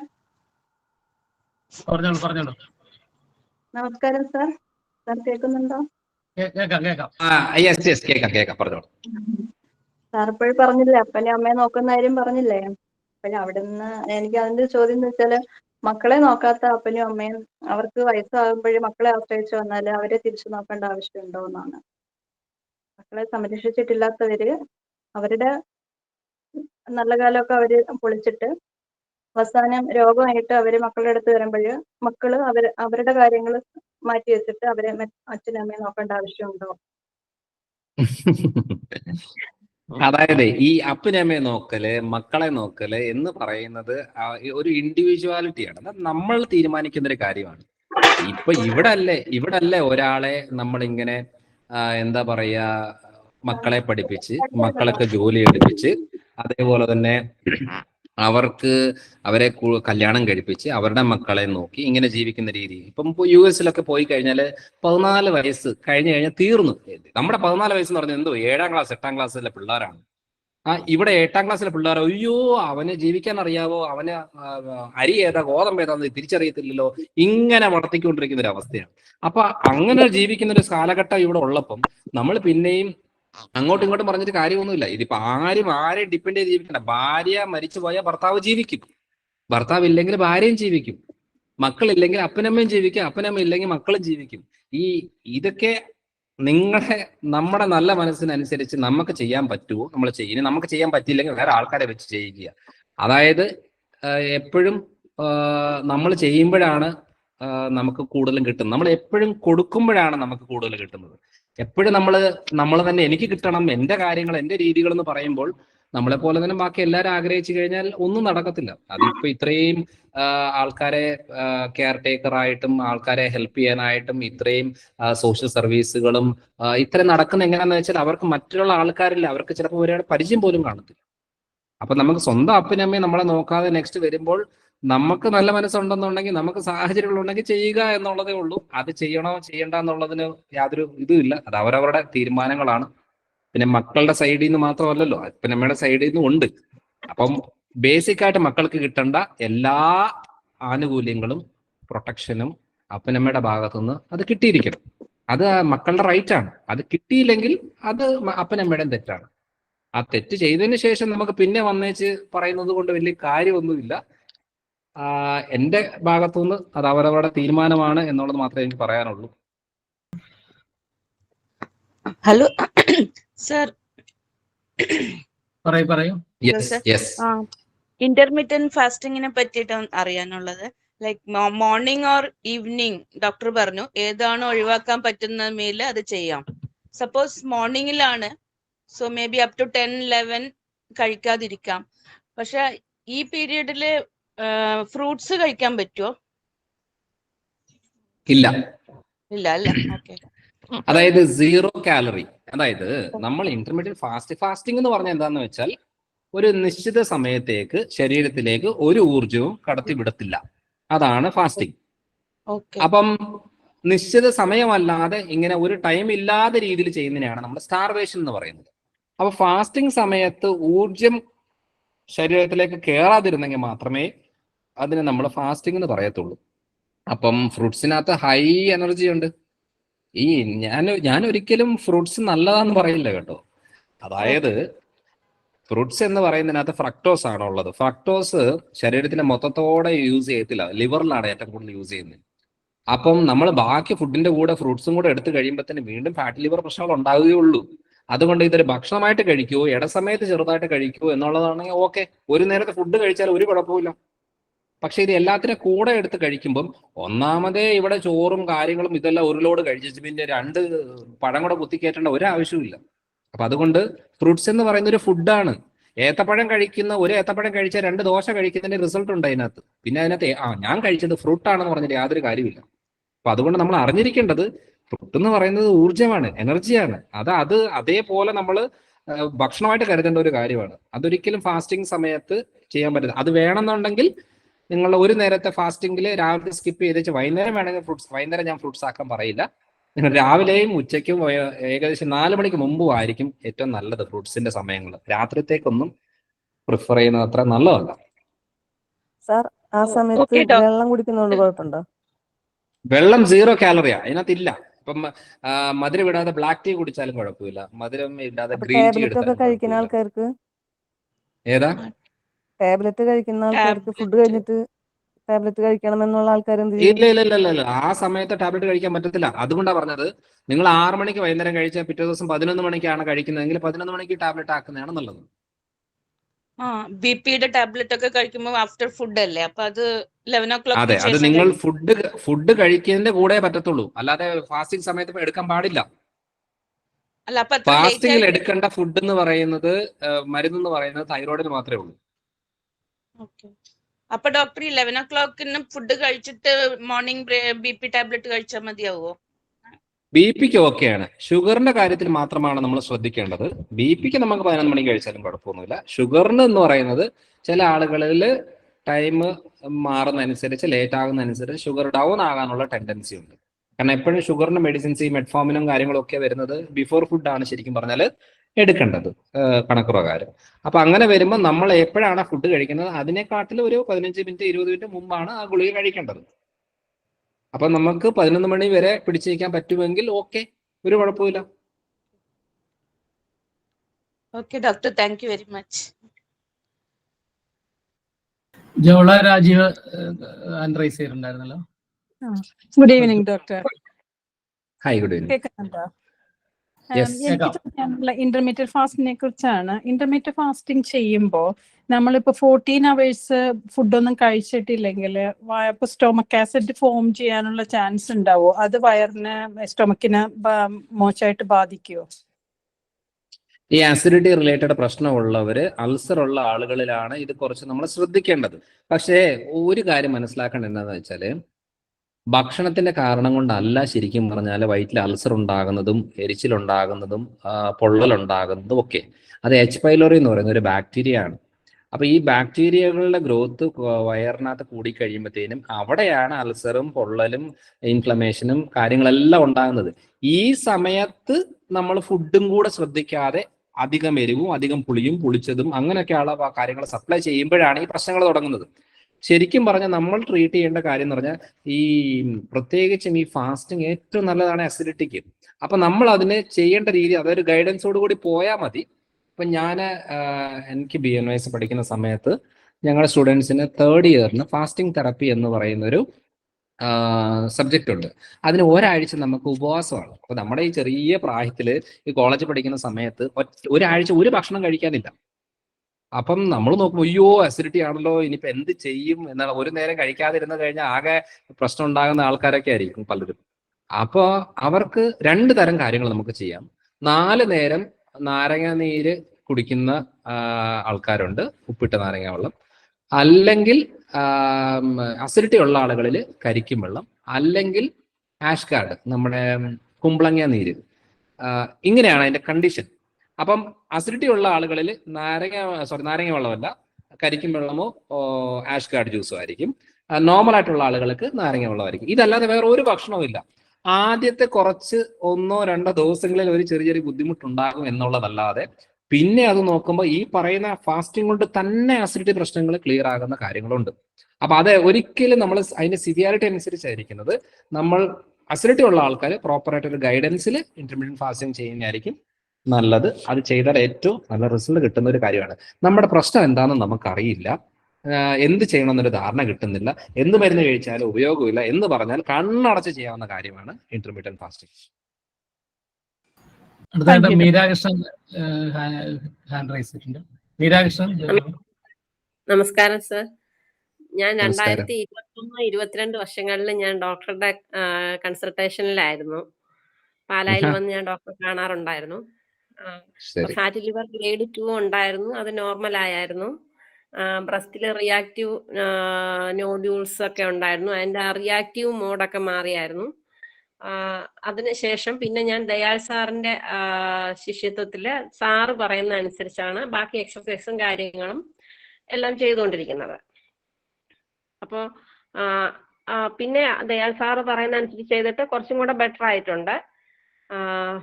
പക്ഷെ ഇപ്പൊ എനിക്ക് എന്താ, അന്ന് ഈ 2021-22 മുതൽ ഞാൻ ഈ കുക്കുംബർ ജ്യൂസ് ഒക്കെ കൃത്യമായിട്ട് ഫോളോ ചെയ്യുന്നതാണ്. രാവിലെ എഴുന്നേറ്റ ഉടനെ ഒരു കുക്കുംബർ ജ്യൂസ്, രാവിലെ എഴുന്നേറ്റ ഉടനെ വെള്ളം കുടിക്കും, അത് കഴിഞ്ഞിട്ട് കുക്കുംബർ ജ്യൂസ് ഒരു 7-7:30 ആകുമ്പം, അത് കഴിഞ്ഞിട്ട് അരമണിക്കൂർ കഴിഞ്ഞേ ഫുഡ് കഴിക്കാറുള്ളൂ. വൈകുന്നേരം ഒരു 5-5:30 ആകുമ്പോഴേക്കും കുക്കുംബർ ജ്യൂസ് കുടിക്കാറുണ്ട്. അപ്പൊ അങ്ങനെയൊക്കെ ചെയ്തുകൊണ്ടിരുന്നതാണ്. അപ്പൊ പെട്ടെന്ന് ഒരു 7-8 മാസം മുമ്പ് എനിക്ക് വയറ്റിൽ ഇങ്ങനെ വേദന തുടങ്ങി. രാവിലെ എഴുന്നേൽക്കുമ്പോഴേ ഗ്യാസ് നെഞ്ചത്തങ്ങ് കെട്ടി നിൽക്കുന്ന പോലെയാണ്. അങ്ങനെ Dayal sir allopathy medicine consultation ചെയ്യണം എന്ന് പറഞ്ഞു. അങ്ങനെ കൺസൾട്ട് ചെയ്തു. കുറച്ച് നാൾ ഗ്യാസ്ട്രോയുടെ മെഡിസിൻ ഒക്കെ ചെയ്തായിരുന്നു. അപ്പൊ ഇപ്പൊ ഗ്യാസ്ട്രോ ഡോക്ടർ പറയുന്നത് ഹയാറ്റോ ഹെർണിയ ഗ്രേഡ് 3 ഉണ്ട് എനിക്ക്. ഗ്യാസ്ട്രിക് റിഫ്ലക്സ് വരുന്ന തൊണ്ട വരെയും റിഫ്ലക്സ് വരുന്നുണ്ട്. പിന്നെ ഇടയ്ക്കിടയ്ക്ക് കുടലിന് എനിക്ക് ചെറിയ മൂവ്മെന്റ് വരുന്നുണ്ട്. അപ്പൊ കുടലിന് മൂവ്മെന്റ് വരുമ്പോൾ ആ ഒരു സമയത്തെ വേദന എന്ന് പറഞ്ഞാൽ എനിക്ക് താങ്ങാൻ കഴിയാത്തതാണ്. കിടക്കാനോ ഇരിക്കാനോ ഒന്ന് സംസാരിക്കാനോ പോലും കഴിയാത്ത വിധം വേദനയാണ്. അപ്പം ഈ കുടലിന്റെ മൂവ്മെന്റ് വരുന്നത് എന്തുകൊണ്ടാണ്? തടയാൻ എന്തൊക്കെയാ ചെയ്യേണ്ടത്? അല്ല, അതൊരു മെഡിക്കൽ കണ്ടീഷനാണ്. അത് നമുക്ക് നോർമലായിട്ട് ട്രീറ്റ് ചെയ്താൽ ശരിയാവില്ല. അത് മെഡിസിൻസ് എടുത്തുകൊണ്ടും പ്രോബയോട്ടിക്സ് എടുത്തോണ്ട് അങ്ങനെ പോയിട്ടേ കാര്യമുള്ളൂ. അല്ല, അതെല്ലാം ഞാൻ അപ്പൊ കൃത്യമായിട്ട് ചെയ്യുന്നുണ്ട്. മെഡിസിൻസും പ്രോബയോട്ടിക്സും ഒക്കെ എടുക്കുന്നുണ്ട്. അപ്പൊ ഇപ്പൊ അലോപ്പതിക്കാർ പറഞ്ഞിരിക്കുന്നത് രാവിലെ എഴുന്നേറ്റ ഉടനെ എസോമാക് ഡി എന്ന് പറഞ്ഞ ഗ്യാസിന്റെ ഒരു ഗുളിക കഴിക്കുക. പിന്നെ അതിനുശേഷം ബാക്കി വെള്ളരിക്ക ജ്യൂസ് കാര്യങ്ങളെല്ലാം ഞാൻ കൃത്യമായിട്ട് അതുപോലെ തന്നെ ചെയ്യുന്നുണ്ട്. ഇപ്പോഴത്തെ എന്റെ ഡയറ്റ് എന്ന് പറഞ്ഞാല് എരി പുളിയൊന്നും കഴിക്കാറില്ല. ഏത്തയ്ക്ക ഉണക്കി പൊടിച്ചത്, പുഴുങ്ങിയ ഏത്തയ്ക്ക, മില്ലറ്റ്, പിന്നെ ആഴ്ചയിൽ 2-3 നേരം മാത്രം ചോറ് കഴിക്കുന്നുണ്ട്. എരി പുളിയുള്ളൊന്നും കഴിക്കുന്നില്ല. കുരുമുളകാണ് യൂസ് ചെയ്യുന്നത്. പ്രോബയോട്ടിക്സ് എല്ലാം എടുക്കുന്നുണ്ട് കൃത്യമായിട്ട്. ഡോക്ടറുടെ അഡ്വൈസ് പ്രകാരം എല്ലാം എടുക്കുന്നുണ്ട്. പക്ഷെ എന്നാലും ഡോക്ടർ പറയുന്നത് ഈ കുടലിന്റെ മൂവ്മെന്റിന് ഒന്നും ചെയ്യാൻ പറ്റത്തില്ല. വേദന വരുമ്പം വേദന സംഹാരി കഴിക്കുക, അത് മാത്രമേ ഉള്ളൂ. ഇപ്പൊ എനിക്ക് ഇതൊരു കൺസൾട്ടേഷൻ ആണ്. ഇതിനെ കുറിച്ച് നമുക്കൊരു ക്ലിയർ ധാരണ ഇല്ലാതെ നമുക്കൊരു അഭിപ്രായം പറയാൻ പറ്റത്തില്ല. അതുകൊണ്ട് ഇത് ക്ലിയർ ആയിട്ട് മനസ്സിലാക്കിയതിന് ശേഷം ഞാൻ എന്തെങ്കിലും പറയുന്നതായിരിക്കും കുറച്ചുകൂടെ നല്ലത്. അത് എപ്പോഴെങ്കിലും നേരിട്ട് കാണുമ്പോൾ നമുക്ക് ചെയ്യാം. കാരണം ഇങ്ങനെ നമ്മള് അതായിരിക്കും ഇതായിരിക്കും എന്നൊക്കെ പറഞ്ഞ് ഡിസ്കസ് ചെയ്തുകൊണ്ടിരുന്നൊരു കാര്യമില്ല. സാറേ, ഒരു സംശയം. യെസ്. 60% എനർജി കിട്ടേണ്ടത് കാർബോഹൈഡ്രേറ്റ് നിന്നല്ലേ? ഇപ്പൊ സാറെന്താ ഗ്രെയിൻ ഫ്രീ ഡയറ്റ് കഴിക്കണം എന്ന് പറയുന്നത്? അതായത് ഗ്രെയിൻ ഫ്രീ ഡയറ്റ് കഴിക്കണം എന്ന് പറയുന്നത് നോർമൽ ആളുകൾക്കല്ല. നമ്മുടെ ശരീരത്തിൽ കാർബോഹൈഡ്രേറ്റ് എന്ന് പറയുന്നത് കോശങ്ങൾ യൂസ് ചെയ്യുന്നത് കാർബോഹൈഡ്രേറ്റ് ഗ്ലൂക്കോസിന്റെ രൂപത്തിലാണ്. അപ്പൊ നമ്മൾ ബോഡിയിലേക്ക് നമ്മൾ കാർബോഹൈഡ്രേറ്റ് സപ്ലൈ ചെയ്യാതിരിക്കുമ്പോൾ ബോഡിയിൽ സ്റ്റോർ ചെയ്തിരിക്കുന്ന ഫാറ്റിനെ കൺവേർട്ട് ചെയ്ത് വെച്ച് ഗ്ലൂക്കോസ് ആക്കി മാറ്റും. അതായത് ശരീരം ഉപയോഗിക്കുന്നത് എന്തായാലും ഗ്ലൂക്കോസ് ആണ്. അപ്പൊ നിങ്ങൾ കഴിച്ചിട്ട് ഗ്ലൂക്കോസ് സപ്ലൈ ചെയ്യാതെ സ്റ്റോർ ചെയ്തിരിക്കുന്ന ഫാറ്റിനെ കൺവേർട്ട് ചെയ്തിട്ട് എത്രയോ കൊല്ലം പഴക്കമുള്ള കൊഴുപ്പല്ലേ ബോഡി കിടക്കുന്നത്. ഇതൊക്കെ ഒന്ന് യൂസ് ചെയ്ത് എടുക്കേണ്ടതാണ്. അപ്പൊ നീർക്കെട്ട് കുറയാന്, മെറ്റബോളിസം സ്പീഡപ്പ് ആകാന്, റിപ്പയർ വർക്ക് നടക്കാന്, വേദനകൾ കുറയാന്, ക്ഷീണം കുറയാന് ഒക്കെയാണ് ഇത് മെയിനായിട്ട് ഉപയോഗപ്പെടുത്തുന്നത്. അല്ലാതെ നമ്മൾ വായിലൂടെ കഴിക്കുന്നില്ല എന്നുള്ളതേ ഉള്ളൂ. നമ്മുടെ ശരീരത്തിൽ സ്റ്റോർ ചെയ്തിരിക്കുന്ന ഫാറ്റിനെ കൺവേർട്ട് ചെയ്തിട്ട് അത് ഗ്ലൂക്കോസ് ആക്കി മാറ്റിയിട്ടാണ് ശരീരം ഉപയോഗിക്കുന്നത്. അതായത് ഇപ്പൊ നമ്മൾ നോക്കുമ്പോൾ രാവിലെ ഒരു 3 ദോശ കഴിക്കുന്നു എന്ന് വെച്ചു. നമ്മളുടെ ഫിസിക്കൽ ആക്ടിവിറ്റി നമ്മുടെ രീതി അനുസരിച്ച് ഒരു ദോശയിലുള്ള ഊർജം മാത്രമേ ശരീരം ഉപയോഗിക്കത്തുള്ളൂ. ബാക്കി 2 ദോശയുടെ സാധനം ഫാറ്റ് ആക്കിയിട്ട് ലിവറിൽ കയറ്റി വെക്കും. എന്തിനാ? ഉച്ചയ്ക്ക് കഴിക്കാൻ. ഉച്ചയ്ക്ക് നമ്മൾ 3 തവി ചോറ് കഴിച്ചു. ഒരു തവി ചോറിനുള്ളത് ഉപയോഗിച്ചു, 2 തവി വീണ്ടും ഫാറ്റാക്കി എടുത്തു. എന്തിനാ? വൈകുന്നേരം ഉപയോഗിക്കാൻ. വൈകുന്നേരം നമ്മൾ 2 ചപ്പാത്തി കഴിച്ചു, ഒരു ചപ്പാത്തി ഉപയോഗിച്ച് അടുത്ത ചപ്പാത്തി ഫാറ്റാക്കി. അപ്പൊ ഈ ഫാറ്റ് ആക്കി വെക്കുന്നത് ഉപയോഗിക്കാൻ വേണ്ടിയിട്ടാണ്. ഇത് എപ്പോ ഉപയോഗിക്കാനാ? ഇതിങ്ങനെ തിന്ന് സ്റ്റോർ ചെയ്ത് വെച്ചുകൊണ്ടിരിക്കുകയാണ്. നമ്മളിവിടെ എന്താ ചെയ്യുന്നതെന്ന് വെച്ചാൽ, ഒരു റിപ്പയർ പണി ചെയ്യുമ്പോൾ ആദ്യം ചെയ്യുന്നത് ഈ പഴയ സ്റ്റോക്ക് ഒക്കെ ഒന്ന് എടുക്കാൻ വേണ്ടിയിട്ടാണ്. അതായത് ശരീരം ഉപയോഗിക്കുന്നത്, ബ്രെയിൻ ഉപയോഗിക്കുന്നത് എല്ലാം ഗ്ലൂക്കോസ് ആയിട്ട് തന്നെയാണ്. അപ്പൊ അത് വായിലൂടെ കയറണം ഒരു നിർബന്ധവുമില്ല. സ്റ്റോർ ചെയ്തിരിക്കുന്ന ബോഡിയിലുള്ള സാധനം ഇറക്കാൻ വേണ്ടിയിട്ട് മാത്രമാണ് അത് ചെയ്യുന്നത്. അപ്പം എന്തായാലും ഊർജത്തിന് ഗ്ലൂക്കോസ് തന്നെ വേണം, അത് ബോഡിയിൽ നിന്ന് തന്നെ എടുക്കണം. അത്രേ ഉള്ളൂ. Thank you sir. Hello sir, ഞാനൊരു കാര്യം ചോദിച്ചോട്ടെ. സാർ, എന്റെ ഡെലിവറി കഴിഞ്ഞിട്ട് ഇപ്പൊ 4 മാസമായി. എനിക്ക് ഡെലിവറിയിൽ ഫിഷർ വന്നു. അപ്പൊ ഞാൻ കുറെ മെഡിസിൻ ഒക്കെ എടുത്തായിരുന്നു. ഇപ്പോ വയറിന് ഭയങ്കര പ്രശ്നമാണ് ഡോക്ടർ. നല്ല ഏത് നേരം ഗ്യാസും പിന്നെ എരിച്ചിലും ഇതൊക്കെയാണ്. ഞാൻ എരിവും പുളിയൊന്നും ഇപ്പോ അധികം യൂസ് ചെയ്യണില്ല. പച്ചക്കറികളാണ് കഴിക്കുന്നത് കൂടുതലും. ഇതിപ്പോ അൾസറിന്റെ എന്തെങ്കിലും പ്രശ്നമാവോ? അല്ല, ഞാൻ പറഞ്ഞില്ലേ, അത് ബാക്ടീരിയൽ പ്രശ്നമാണ്. നമ്മള് പ്രഗ്നൻസി സമയത്ത് ഓൾമോസ്റ്റ് ഈ പൈൽസ്, ഫിഷർ, ഫിസ്റ്റുല അങ്ങനത്തെ പല രീതിയിലുള്ള ബുദ്ധിമുട്ടുള്ള അതിന്റെ പ്രഷർ ഭാഗമായിട്ട് വേറുണ്ട്. പക്ഷേ ഇത് അതിനെക്കാട്ടിലും പ്രശ്നം വരുന്ന വെച്ചാൽ, നമ്മളിപ്പോൾ ഏതെങ്കിലും ഒരു ആന്റിബയോട്ടിക് എടുത്താൽ മതി. ആന്റിബയോട്ടിക് എടുക്കുമ്പോൾ എന്താ സംഭവിക്കുന്ന പറഞ്ഞാൽ, കുടലിലുള്ള ഭൂരിഭാഗം നല്ല ബാക്ടീരിയകൾ മൊത്തം അങ്ങ് ചാവും. എന്നിട്ട് ഇതൊന്ന് റിക്കവറായി വരാനായിട്ട് 2-3 മാസം എടുക്കും. പക്ഷേ ഈ 2-3 മാസം നമ്മൾ ഇതിന് വേണ്ടിയിട്ട് മെനക്കെടത്ത് പോലുമില്ല. അപ്പൊ വീണ്ടും നമ്മൾ ഡാമേജ് ഉണ്ടാക്കുന്ന സാധനങ്ങൾ തന്നെയാണ് സപ്ലൈ ചെയ്യുന്നതെങ്കിൽ അവിടെ വീണ്ടും ഗ്യാസ് ഫോർമേഷൻ ഉണ്ടാവും. ആസിഡ് പ്രൊഡക്ഷൻ പ്രോപ്പറായിട്ട് വയറിനകത്ത് സംഭവിച്ചു കഴിഞ്ഞാൽ നമുക്ക് ഈ ഗ്യാസിന്റെ പ്രൊഡക്ഷൻ കുറയും. അതായത് നമ്മളിപ്പം ചീത്ത ബാക്ടീരിയകൾ കുടലിലുണ്ടെങ്കിൽ നമ്മൾ ഈ മധുര സാധനമോ അങ്ങനെ എന്തെങ്കിലും ആയിട്ട് കഴിച്ചു കഴിഞ്ഞാൽ ഈ ഗ്ലൂക്കോസിനെ ഈ ചീത്ത ബാക്ടീരിയകൾ കഴിച്ചേച്ച് ഇത് ഫെർമെന്റ് ആവും, ഇത് ചെയ്യാൻ തുടങ്ങും. എന്നിട്ട് ഇത് ഗ്യാസ് റിലീസ് ചെയ്യും. ഇങ്ങനെയാണ് ഗ്യാസ് ഉണ്ടാകുന്നത്. അല്ലാതെ നമ്മൾ കഴിച്ച ഫുഡിൽ നിന്നല്ല. ഈ ഫുഡിനെ തിന്നുന്ന ബാക്ടീരിയകൾ കുടലിൽ കിടക്കുകയാണ്. ആ ബാക്ടീരിയകളാണ് ഈ ഗ്യാസിനെ റിലീസ് ആക്കുന്നത്. എന്നിട്ട് അത് ഏമ്പക്കം വഴിയോ കീഴ്വായുവായിട്ടോ എന്തെങ്കിലും അത് പോകണം. അതിങ്ങനെ കുറച്ച് നാൾ അങ്ങനെ കടന്നു കഴിയുമ്പോൾ എന്നാന്ന് പറഞ്ഞാൽ അവിടെ ഉള്ളിലുള്ള ഭിത്തിയിലെല്ലാം, കുടലിലുള്ള ഭിത്തികളിലെല്ലാം പൊള്ളലുണ്ടാക്കും.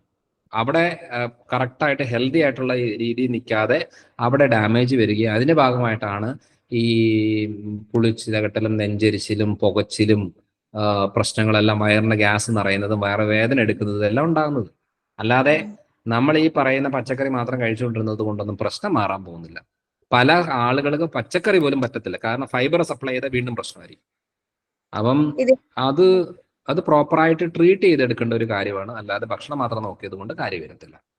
ഇത് അലോപ്പതിയില് പോയാൽ മതിയോ സാർ?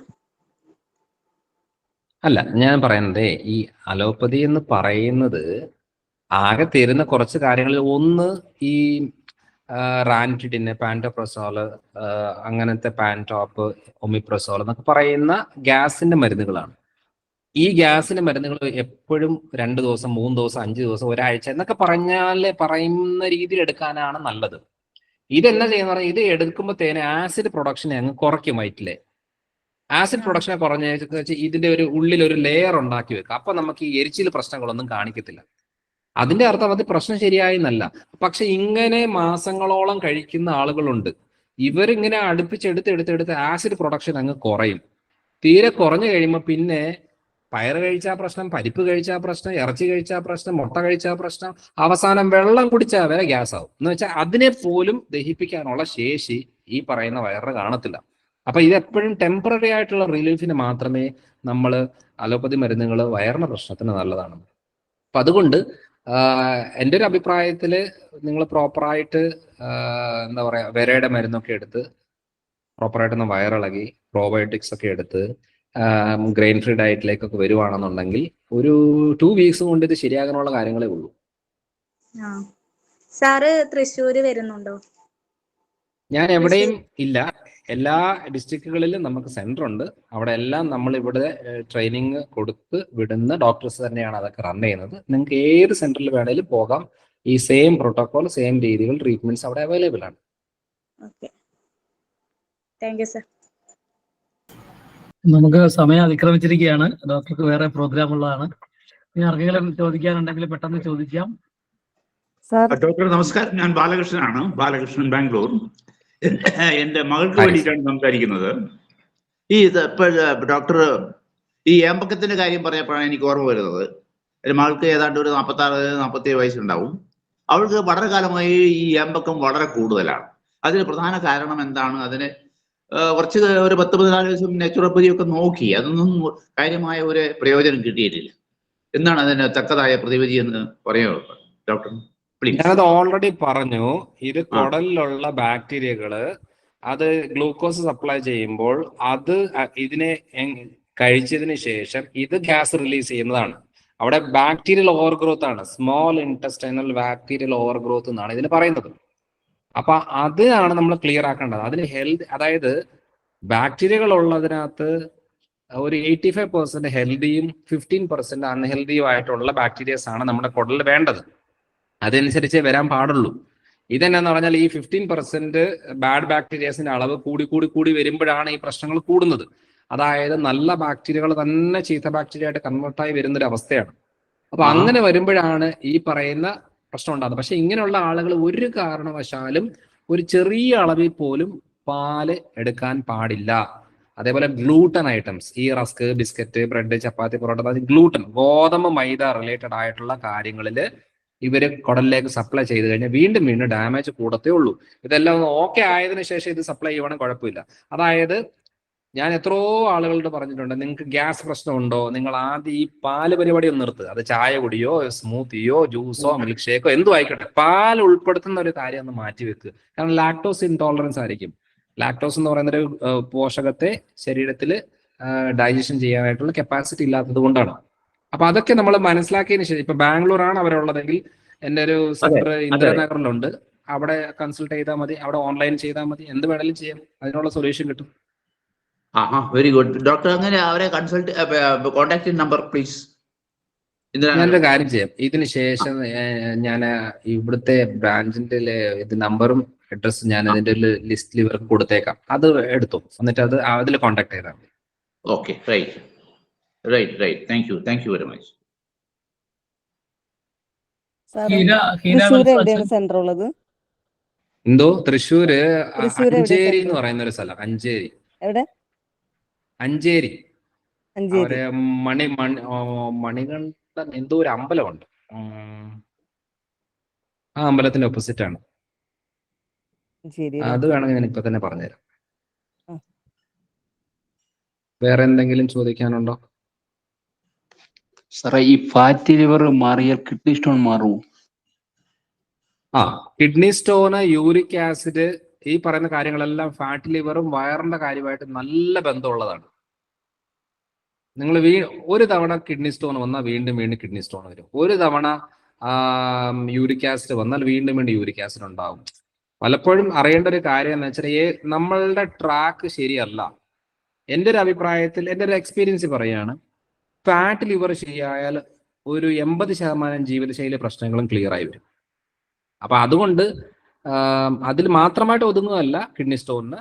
എന്നാലും ഭൂരിഭാഗം കിഡ്നി സ്റ്റോൺ കണ്ടീഷനിലും യൂറിക് ആസിഡ് ലെവൽ വേരിയേഷൻസിനും അതേപോലെ ഡയബറ്റിക് കണ്ടീഷനിൽ ഫാറ്റ് ലിവർ ആണ് കൾപ്രിറ്റ്, യഥാർത്ഥത്തിൽ കൾപ്രിറ്റ്. അത് ശരിയാക്കിയാൽ തന്നെ ഒത്തിരി ചേഞ്ചസ് വരും. ആരെങ്കിലും എന്തെങ്കിലും ചോദിച്ചായിരുന്നു? എനിക്ക് കേട്ടില്ലായിരുന്നേ. ഡോക്ടറെ നമ്പർ കിട്ടിയെന്ന് ചോദിക്കായിരുന്നു. അതാണോ? ഞാൻ ഗ്രൂപ്പിൽ തന്നെ ഇട്ട് തരാം. സർ, ഹാഷിമോട്ടോ തൈറോയിഡിറ്റിസ് ഉള്ളവര് ഏത് തരത്തിലുള്ള ഭക്ഷണമാണ് സാർ അവോയ്ഡ് ചെയ്യേണ്ടത്? ഒന്ന്, ഈ ക്രൂസിഫറസ് ആയിട്ടുള്ള വെജിറ്റബിൾസ് ഉണ്ട്, അത് പച്ചക്ക് എടുക്കാതിരിക്കുക. അതായത് ഈ ക്യാബേജും കോളിഫ്ലവറും ബ്രോക്കലി എന്നൊക്കെ പറയുന്ന സാധനങ്ങളൊക്കെ പച്ചക്കായിട്ട് എടുക്കാതെ അത് കറി വെച്ചോ വേവിച്ചോ എടുക്കുന്നത് ഓക്കെയാണ്. സോയാ പ്രൊഡക്ട്സ് അത്ര നല്ലതല്ല. കപ്പ അത് പ്രശ്നം ഉണ്ടാക്കുന്നുണ്ട്. തൈറോയ്ഡ് കണ്ടീഷനിൽ ഭൂരിഭാഗം കാര്യങ്ങളും കപ്പ പ്രശ്നം ഉണ്ടാക്കുന്നുണ്ട്. അതേപോലെ ഗ്ലൂട്ടൻ പ്രശ്നമുണ്ട്. ലാക്ടോസ്, അതായത് ഭൂരിഭാഗം ഹാഷിമോട്ടോ പ്രശ്നങ്ങളും കുടലുമായിട്ട് നല്ല കണക്റ്റഡ് ആയിട്ടുള്ള ഒരു കാര്യമാണ്. അതുകൊണ്ട് ആർക്കൊക്കെ വയറിന് പ്രശ്നമുണ്ടോ അവർക്ക്, അവരുടെ അപ്പനും അമ്മയ്ക്ക് ആർക്കെങ്കിലും തൈറോയ്ഡ് ഉണ്ടെങ്കിൽ ഈ വയറിന് പ്രശ്നം തുടങ്ങിയിട്ട് കുറച്ച് കാലം കൊണ്ട് അവർ തൈറോയിഡൈറ്റിസ് പ്രശ്നങ്ങളും ഉണ്ടാകും. അതിന്റെ സയൻസ് ഉണ്ട്. അത് നിങ്ങൾക്ക് വേണമെങ്കിൽ ഗ്ലൂട്ടൻ ആൻഡ് തൈറോയ്ഡ് എന്ന് പറഞ്ഞ ഞാനൊരു വീഡിയോ ചെയ്തിട്ടുണ്ട്. അത് കാണുവാണെങ്കിൽ അതിന്റെ ഒരു മെക്കാനിസം മനസ്സിലാവും. കാരണം പറഞ്ഞാൽ അത് ഇപ്പോഴും മനസ്സിലാകണമെന്ന് നിർബന്ധമില്ല. അപ്പൊ അതുകൊണ്ട് അവരുടെ എഗ്രിവേറ്റ് ചെയ്യുന്ന കൂട്ടുന്ന സാധനങ്ങൾ ഇതാണ്. പക്ഷെ ഇതിനെക്കാട്ടിലും കൂടുതൽ ശ്രദ്ധിക്കേണ്ടത് വിറ്റമിൻ ഡി, അയൺ, അതായത് ഇരുമ്പ് സത്തും വിറ്റമിൻ ഡിയും ഒരു കാരണവശാലും കുറയരുത്. ഹാഷിമോട്ടോ തൈറോയിഡൈറ്റിസിന്റെ അളവ് കൂട്ടുന്ന മെയിൻ സാധനങ്ങൾ എന്ന് പറയുന്നത് zinc, selenium, vitamin D, iron, ഇത്രയും സാധനമാണ്. ഇത് കുറഞ്ഞാലാണ് പ്രശ്നം അവർക്ക്. Sir thank you. സാർ, ഈ നോർമൽ ആൾക്കാർ അപ്പൊ ഏത് രീതിയിലുള്ള ഭക്ഷണ രീതികളാണ് പോകേണ്ടത് കുറിച്ചൊന്ന് പറയാം? ഒരു ദിവസം അവലംബിക്കേണ്ട രീതി നോർമൽ. ഓക്കെ, നോർമലായിട്ട് നമ്മളിപ്പോ ശരിക്കും പറഞ്ഞാൽ ഇപ്പൊ ഇഡ്ഡലി, ദോശ, അപ്പം, പുട്ട് സാധനങ്ങളെല്ലാം കഴിക്കുന്നതിന് കുഴപ്പമില്ല. ഞാൻ എന്റെ രീതിയിൽ ഞാൻ അഡാപ്റ്റ് ചെയ്തിരിക്കുന്ന രീതി അത് കുറച്ച് എക്സ്ട്രീം ആണ്, എല്ലാവരും ചെയ്യണമെന്നില്ല. എന്നാലും ഞാൻ രാവിലെ 2 മുട്ടയാണ് കഴിക്കുന്നത്. 2 മുട്ട, നട്ട്സ്, ബ്ലാക്ക് ടീ, അങ്ങനെ എന്തെങ്കിലുമാണ്. പക്ഷെ അതിന് പകരം നോർമലായിട്ടുള്ള ആളുകൾ കഴിക്കേണ്ടതെന്ന് പറഞ്ഞാൽ ഇപ്പം 2 ദോശയാണ് കഴിക്കുന്നതെങ്കിൽ അവർ 1 ദോശയും 1 മുട്ടയും ആക്കുവാണെന്നുണ്ടെങ്കിൽ, കാരണം ദോശയും അപ്പവും ഇഡ്ഡലിയും അതേപോലെ തന്നെ പുട്ടും ഒന്നിനകത്ത് പ്രോട്ടീൻ അധികമില്ല. ഒരു മനുഷ്യന് ഏറ്റവും കൂടുതൽ ആവശ്യം പ്രോട്ടീനാണ്. അതായത് 60 കിലോ വെയിറ്റ് ഉള്ള ഒരാൾക്ക് 60 ഗ്രാം പ്രോട്ടീൻ വേണം. 1 മുട്ട കഴിച്ച് 6 ഗ്രാമേ കിട്ടത്തുള്ളൂ. ആകെ പ്രോട്ടീൻ ഉള്ളത് എന്താ? പയർ, പരിപ്പ് വർഗ്ഗങ്ങൾ, ഇറച്ചി, മീൻ, മുട്ട, പിന്നെ ഈ മിൽക്ക് പ്രോഡക്ട്സ്, ഇതിലൊക്കെ ചെറിയ അളവിൽ പ്രോട്ടീൻ ഉള്ളൂ. ഈ പ്രോട്ടീൻ ഒന്നും കഴിക്കാതെ ചുമ്മാ കടന്ന് കാപ്സ് മാത്രം കഴിച്ചുകൊണ്ടിരുന്നു കഴിഞ്ഞാൽ ഈ ആളുകളെ ശ്രദ്ധിച്ചിട്ടില്ല, ഇവരുടെ മസിൽസ് എല്ലാം ഇങ്ങനെ വീക്ക് ആകുകയാണ്. മസിൽ ഇല്ല, ഇങ്ങനെ ശോഷിച്ചു പോവുകയാണ്. എന്താ പറയാ, ഒരു 40 കഴിഞ്ഞ് കഴിയുമ്പോഴത്തേന് ഇങ്ങനെ എലിമ്പിച്ചു ആണ് പോകുന്നത്. ഇവർക്ക് ഫാറ്റ് കൊണ്ട് യാതൊരു ഉപയോഗവും ഇല്ല. അതായത് കഴിച്ചതിന്റെ ഓവർഡോസ് ആയിട്ട് സ്റ്റോർ ചെയ്ത് വെക്കുന്നതാണ് ഫാറ്റ്. നമുക്ക് വേണ്ടത് മസിൽസ് ആണ്. അതുകൊണ്ട് ചുമ്മാതെ കുറെ അരിസാധനം കഴിക്കുന്നതിന് പകരം എൻ്റെ ഒരു അഭിപ്രായത്തിൽ ഇപ്പോൾ ഉച്ചയ്ക്കൊക്കെ ആണെന്നുണ്ടെങ്കിൽ നോൺ വെജ് കഴിക്കുന്നവരാണെങ്കിൽ മീനൊക്കെ ആണെങ്കിൽ 1, 2, 3 കഴിക്കുന്നതിന് വലിയ കുഴപ്പമൊന്നുമില്ല. ചോറൊക്കെ വളരെ അളവ് കുറച്ച് വെച്ച്, പക്ഷെ വെജിറ്റബിൾസോ ഇതോ കാര്യങ്ങളോ നന്നായിട്ട് ഉൾപ്പെടുത്തിയാണ് ഇത് കഴിക്കേണ്ടത്. ഇപ്പൊ രാത്രി സത്യം പറഞ്ഞാൽ ഈ സെയിം സാധനം രാത്രിയും കഴിക്കാം, പക്ഷെ ഒരു 6 മണി 6:30-ക്കുള്ളിൽ കഴിച്ച് തീർക്കുകയാണെന്നുണ്ടെങ്കിൽ നോർമൽ ഫുഡ് കഴിക്കുന്നതിന് യാതൊരു കുഴപ്പമില്ല. എന്ന് വെച്ചാൽ 2 തവി ചോറ് ഉണ്ടെന്ന ആള് ഒരു തവിയിലേക്കും 1/2 തവിയിലേക്കും വരുന്നതാണ് ഏറ്റവും നല്ലത്. പക്ഷെ എന്ന് പറഞ്ഞുകൊണ്ട് പട്ടിണി കിടക്കേണ്ട ആവശ്യമില്ല. ഇതിന് പകരമായിട്ട് കഴിക്കേണ്ട സാധനങ്ങൾ കുറച്ച് കൂടുതലായിട്ട് എടുക്കുക. ഇപ്പൊ ഞാൻ ഏറ്റവും കൂടുതൽ ഭക്ഷണത്തിൽ ഞാൻ പാലധികം കഴിക്കാറില്ല, വല്ലപ്പോഴും ഒക്കെ ഉള്ളൂ. എന്തെങ്കിലും ഒരു കോഫി ഇഷ്ടമാണ്, താല്പര്യം ഉണ്ടെങ്കിൽ മാത്രം, ആഗ്രഹം ഉണ്ടെങ്കിൽ മാത്രം. പക്ഷെ ഭൂരിഭാഗം ഞാൻ തൈര്, വെണ്ണ, നെയ്യ് അങ്ങനത്തെ സാധനങ്ങളാണ് കൂടുതൽ ഉൾപ്പെടുത്തി ഞാൻ കഴിക്കുന്നത്. എന്ന് പറഞ്ഞുകൊണ്ട് സാധാരണ ആൾക്കാർ അത് ചെയ്യരുത്. കാരണം ഞാൻ ഈ 2 മുട്ട 3 മുട്ട എന്നൊക്കെ പറയുമ്പോൾ ഞാൻ അധികം മധുരം കഴിക്കാവുന്ന ആളല്ല, ചോറ് കഴിക്കുന്ന അധികം ആളല്ല. ചോറൊക്കെ എന്ന് പറഞ്ഞാൽ തോരൻ പോലെ ഇത്ര കഴിക്കുന്ന ഒരുത്തനാണ്. അപ്പം ആ ഒരു രീതിയിൽ ഇപ്പൊ എൻ്റെ അടുത്തേക്ക് ഒരു കേക്ക് കൊണ്ടുവരുവാണെന്നുണ്ടെങ്കിൽ ഞാൻ ചെറിയൊരു പീസ് എടുത്ത് കഴിക്കുന്നത് എന്നുള്ളതല്ലാതെ അവർ തരുന്ന ഒരു പീസ് പോലും ഞാൻ കഴിക്കില്ല. ഞാൻ ലഡു കൊണ്ടുവന്നാൽ കഴിക്കും, പക്ഷെ എല്ലാ സാധനം കഴിക്കാം. എല്ലാം ചെറിയ അളവിൽ ഉൾപ്പെടുത്തുവാണെങ്കിലാണ് ഏറ്റവും നല്ലത്. നന്നായിട്ട് ഉൾപ്പെടുത്തേണ്ട കാര്യം എന്ന് പറയുന്നത് പ്രോട്ടീനും ഫാറ്റും ആണ് ഏറ്റവും കൂടുതലായിട്ട് ഉൾപ്പെടുത്തേണ്ടത്. എൻ്റെ ഒരു അഭിപ്രായത്തിൽ ഈ പറയുന്ന കാർബോഹൈഡ്രേറ്റ് പോലെ തന്നെ ഇമ്പോർട്ടൻ്റ് ആണ് പ്രോട്ടീനും ഫാറ്റും.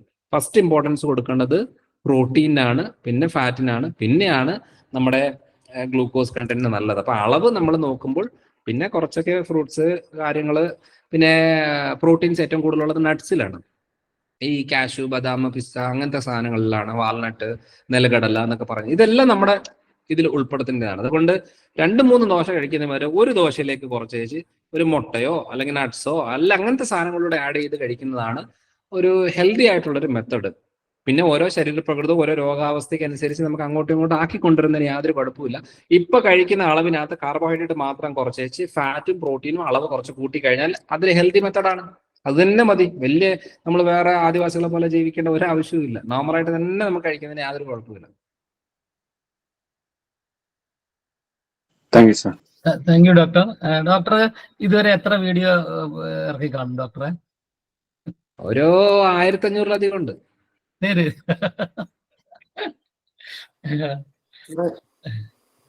എന്തായാലും അത് വളരെ ആൾക്കാർക്ക് പ്രയോജനകരമാണ്. ഞങ്ങൾ ഒത്തിരി കണ്ടിട്ടുണ്ട്, എങ്കിൽ പോലും ഇതിന്റെ എണ്ണത്തെ പറ്റി ഇപ്പൊ ഒരു സംശയം തോന്നിയാണ് ചോദിച്ചാണ്. വളരെ സന്തോഷം. ഇത്ര ഇൻഫോർമേറ്റീവ് ആയിട്ട് ആൾക്കാരിലേക്ക് ഈ ആശയം എത്തിക്കാൻ സാധിക്കുന്ന വലിയൊരു ഭാഗ്യം തന്നെയാണ്. നമുക്ക് വൈൻഡപ്പ് ചെയ്യാൻ തോന്നുന്നു അല്ലെ? ഒറ്റ കാര്യം, സ്കിൻ ഡിസീസുമായിട്ട് വരികയായിട്ട് എന്തെങ്കിലും അത് നമ്മൾ അവലംബിക്കേണ്ട പ്ലാൻ? സ്കിൻ ഡിസീസ് അപ്പം ഈ നമ്മുടെ കോൺസെപ്റ്റ് അനുസരിച്ച് ഞാൻ ഫങ്ഷണൽ മെഡിസിൻ ഫോളോ ചെയ്യുന്ന ഒരാളാണ്. ഈ ഫങ്ഷണൽ മെഡിസിനകത്ത് നാച്ചുറോപ്പത്തി കോൺസെപ്റ്റിന്റെ കുറച്ചുകൂടെ അഡ്വാൻസ് മെത്തഡാണ് ഫങ്ഷണൽ മെഡിസിൻ എന്ന് പറയുന്നത്. ഫങ്ഷണൽ മെഡിസിനിൽ ക്ലിയർ ആയിട്ട് പറയുന്നത് സ്കിൻ ഡിസീസുകൾ ഒരിക്കലും സ്കിൻ ഡിസീസുകളല്ല. ഇൻറ്റസ്റ്റൈനൽ പ്രശ്നം, അല്ലെങ്കിൽ ലിവർ, അല്ലെങ്കിൽ തൈറോയിഡ്. ഈ 3 പ്രശ്നങ്ങളുള്ള ആളുകളിൽ ഞങ്ങളിപ്പോൾ ട്രീറ്റ് ചെയ്യുന്നത്, ഞങ്ങളുടെ അടുത്തേക്ക് ഒരു സ്കിൻ കണ്ടീഷൻ വരുമ്പോൾ സ്കിന്നിനൊന്നും ചെയ്യത്തില്ല. മുഖത്തെ പാട് വരുന്നതോ ചൊറിച്ചിലുണ്ടാകുന്നതോ എക്സിമയോ സോറിയാസിസ്. സോറിയാസിസ് എന്ന് പറയുന്ന കുടലിലെ ഫംഗസ്, സിമ്പിൾ. താരൻ എന്ന് പറയുന്ന കുടലിലെ ഫംഗസ്, സിമ്പിൾ. നാക്കിലെ കോട്ടിംഗ് എന്ന് പറയുന്ന കുടലിലെ ഫംഗസ്, സിമ്പിൾ. വളരെ ഈസി ആയിട്ടാണ് അവിടെ ട്രീറ്റ് ചെയ്യണം. കുടലിലാണ് ട്രീറ്റ് ചെയ്യേണ്ടത്. അല്ലാതെ ഓയിൻമെന്റ് തൂത്തുകൊണ്ടിരുന്നതൊന്നും പ്രശ്നം മാറാൻ പോകുന്നില്ല. എക്സിമ ആയാലും സോറിയാസിസ് ആയാലും എല്ലാ കാര്യം. സോറിയാസിസിന് വിരയുടെ മരുന്ന് എടുക്കാതെ വിരയുടെ മരുന്ന് എടുത്ത് ഫംഗസ് ട്രീറ്റ് ചെയ്തിട്ട് ഗ്രെയിൻ ഫ്രീയിലേക്ക് വന്നെങ്കിലാണ് സോറിയാസിസ് ക്ലിയർ ആകുന്നത്. നമ്മളിങ്ങനെ മരുന്നെടുത്ത് ഇങ്ങനെ പോകാന്നല്ലാതെ ഒരു മെച്ചവും നമുക്ക് പൊതുവെ ഒരു എല്ലാം പറയുന്നില്ല, എന്നാൽ 80% കണ്ടീഷനിൽ നമുക്ക് റിസൾട്ട് ഇല്ലാതെ പോകുന്നൊരു കാര്യമാണ്. അതുകൊണ്ട് ഫാറ്റ് ലിവർ ഉള്ള ആളുകളിലാണ് സ്കിന്നിന്റെ പാച്ചസ് ഉണ്ടാകുന്നത്. അത് നമ്മൾ ലിവർ ക്ലിയർ ആക്കുക എന്നുള്ളതാണ്. അവിടെയുള്ള ഫാറ്റിനെ ക്ലിയർ ആക്കി ലിവർ ഡീടോക്സിഫൈ ചെയ്യുന്നത്. എത്ര പേരാണ് നമ്മളിപ്പോ ഇവിടെ നമ്മളൊരു ഹെൽത്ത് ഡ്രിങ്ക് എന്ന് പറഞ്ഞൊരു സാധനം കൊടുക്കുന്നത്, കുടിക്കുന്ന ഒരെണ്ണമാണ്, ആർക്കും കുടിക്കാവുന്നതാണ്. അത് എടുക്കുമ്പോഴാണ് ശരിക്കും പറഞ്ഞ ഈ മുഖമൊക്കെ നല്ല ക്ലീൻ ആയിട്ട് നീറ്റ് ആയിട്ട് വരുന്നത്. വേറെ ഒന്നുമല്ല, അത് ലിവർ ക്ലിയർ ആക്കി എടുക്കുന്ന ഒരു സാധനമാണ്. അല്ലാതെ ഇവിടെ ഒന്നും ചെയ്യേണ്ട ഒരു ആവശ്യമില്ല. നമ്മൾ അറിയേണ്ട കാര്യം എന്ന് വെച്ചാൽ സ്കിൻ എന്ന് പറയുന്നത് ഉള്ളിലെ അവയവങ്ങളുടെ വേരിയേഷൻ കൊണ്ട് വരുന്ന പ്രശ്നങ്ങളാണ് സ്കിന്നിൽ കിടക്കുന്നത്. അത് ക്ലിയർ ആകാം. ഇപ്പൊ വെളുത്ത പാടുകൾ വരുന്നു, അത് കുടലിലെ പ്രശ്നമാണ്. ബ്രൗൺ സ്പോട്ട് വരുന്നു, അതും ഈ കാലിലേക്കുള്ള വെരിക്കോസ് പ്രശ്നങ്ങളില് കാലിലെ ബ്രൗൺ സ്പോട്ടുകൾ വരുന്നു. ഇതെല്ലാം കുടല് തൊട്ട് തുടങ്ങുന്ന കാര്യമാണ്. അതുകൊണ്ട് റൂട്ട് കോസ് കിടക്കുന്നത് കുടലിലാണ്. അവിടെ തൊട്ട് ക്ലിയർ ആക്കി. അല്ലാതെ സ്കിൻ എന്ന് പറഞ്ഞു നിങ്ങൾ സ്കിന്നിന് എന്ത് വേണേലും പറഞ്ഞു, എന്ത് കണ്ടീഷൻ വേണേലും പറഞ്ഞു, സ്കിന്നിനെ തൊടാതെ സ്കിന്നിനെ ട്രീറ്റ് ചെയ്യാൻ പറ്റും. അതാണ് ഞങ്ങൾ ചെയ്യുന്നത്. അതുകൊണ്ടാണ് റൂട്ട് കോസ് നമുക്ക് ട്രീറ്റ് ചെയ്താൽ മുന്നോട്ട് വലിയ കുഴപ്പമില്ലാതെ പോകാം. ഇല്ലെങ്കിൽ ഇവിടുത്തെ ഒരു ചൊറിച്ചിൽ വരുന്നു, ഇവിടെ ഒരു ഓയിൻമെന്റ് തൂത്തു, അവിടെ പോയി ഇപ്പറ കാര്യം വന്നു, ഇപ്പറ കൈ വന്നു, അപ്പൊ അവിടെ പിന്നെ തൂക്കേണ്ടി വരില്ല. ഇങ്ങനെ എത്ര തൊട്ട് തൂക്കും? ഇത് തന്നെയല്ലേ പരിപാടി. ഈ പുറത്തുനിന്ന് ഒരു പെയിന്റ് എന്താ പറയാ ഭിത്തിന്ന് ഒരു വെള്ളം ലീക്കായി വരുന്നു, അപ്പത്തേക്ക് നമ്മൾ ഒരു തുണി എടുത്ത് തൂത്തേച്ച് പെയിന്റ് ഒക്കെ ഇട്ട് പുട്ടിയൊക്കെ ഇട്ട് പെയിന്റ് അടിച്ച് വെച്ച് കഴിഞ്ഞാൽ വീണ്ടും അത് ഉള്ളിൽ ഏതോ ഓസ് പൊട്ടിയിട്ടാണ് വരുന്നത്. ആ ഓസ് പൊട്ടിയത് ശരിയാക്കാതെ പുറത്തുനിന്ന് ഇങ്ങനെ പെയിന്റ് എഴുതിയിട്ട് ഒരു കാര്യമില്ല. അതുകൊണ്ട് സ്കിന്നിന്റെ കണ്ടീഷൻ ആണോ ഇന്റർണൽ പ്രശ്നമാണോ അത് അവിടെ ക്ലിയർ ആക്കാതെ ഒരിക്കലും നമ്മുടെ സ്കിൻ കണ്ടീഷൻ ക്ലിയർ ആവില്ല.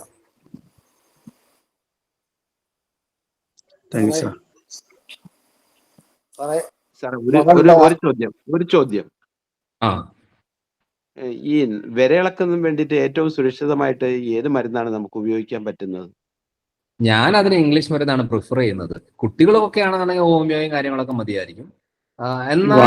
യൂസ് ചെയ്യാൻ പറ്റും സാറേ. വാട്ടർ പ്രകൃതി ചികിത്സയുടെ അതൊന്നും വിരയ്ക്ക് പോകത്തില്ല. നിങ്ങൾ വിര ഉദ്ദേശിക്കുന്നത് എനിമ എടുക്കുന്നത് റെക്ടം ഏരിയകളിലുള്ള സ്ഥലങ്ങളിലാണ്. അതൊന്നും അത്ര എഫക്റ്റീവ് ആയിട്ടുള്ള ഒരു സംഭവമല്ല. നമുക്ക് ചെയ്യാം എന്നുള്ളതേ ഉള്ളൂ. ഞാൻ ഒരു മെഡിക്കൽ സിസ്റ്റത്തിന് എതിരല്ല.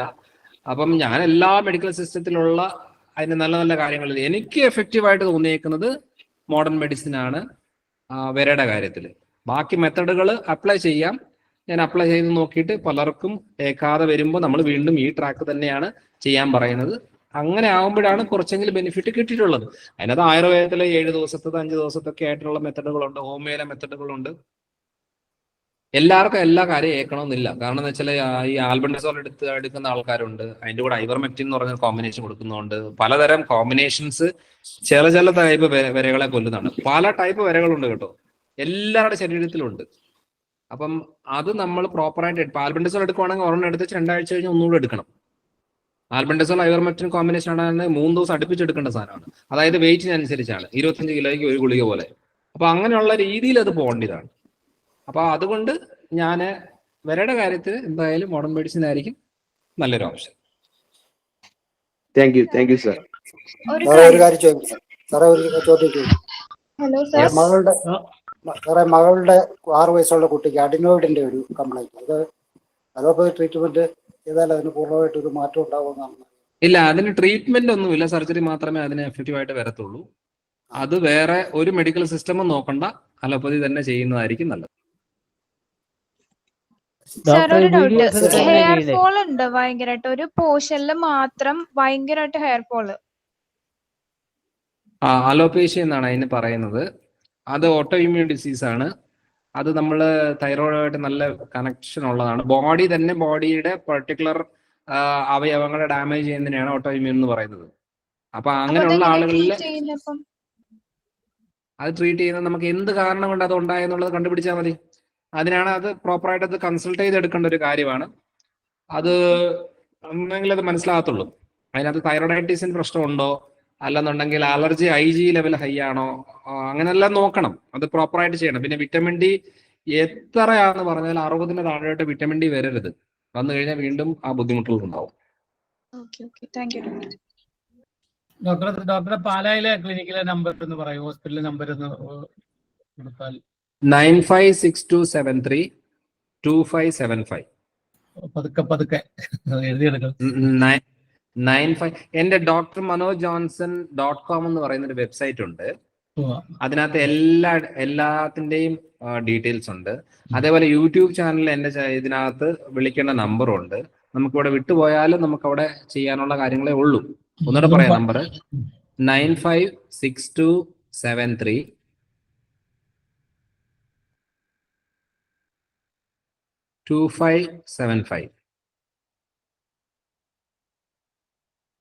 ഒന്നുകൂടെ പറഞ്ഞ ഡോക്ടറെ 9562732575.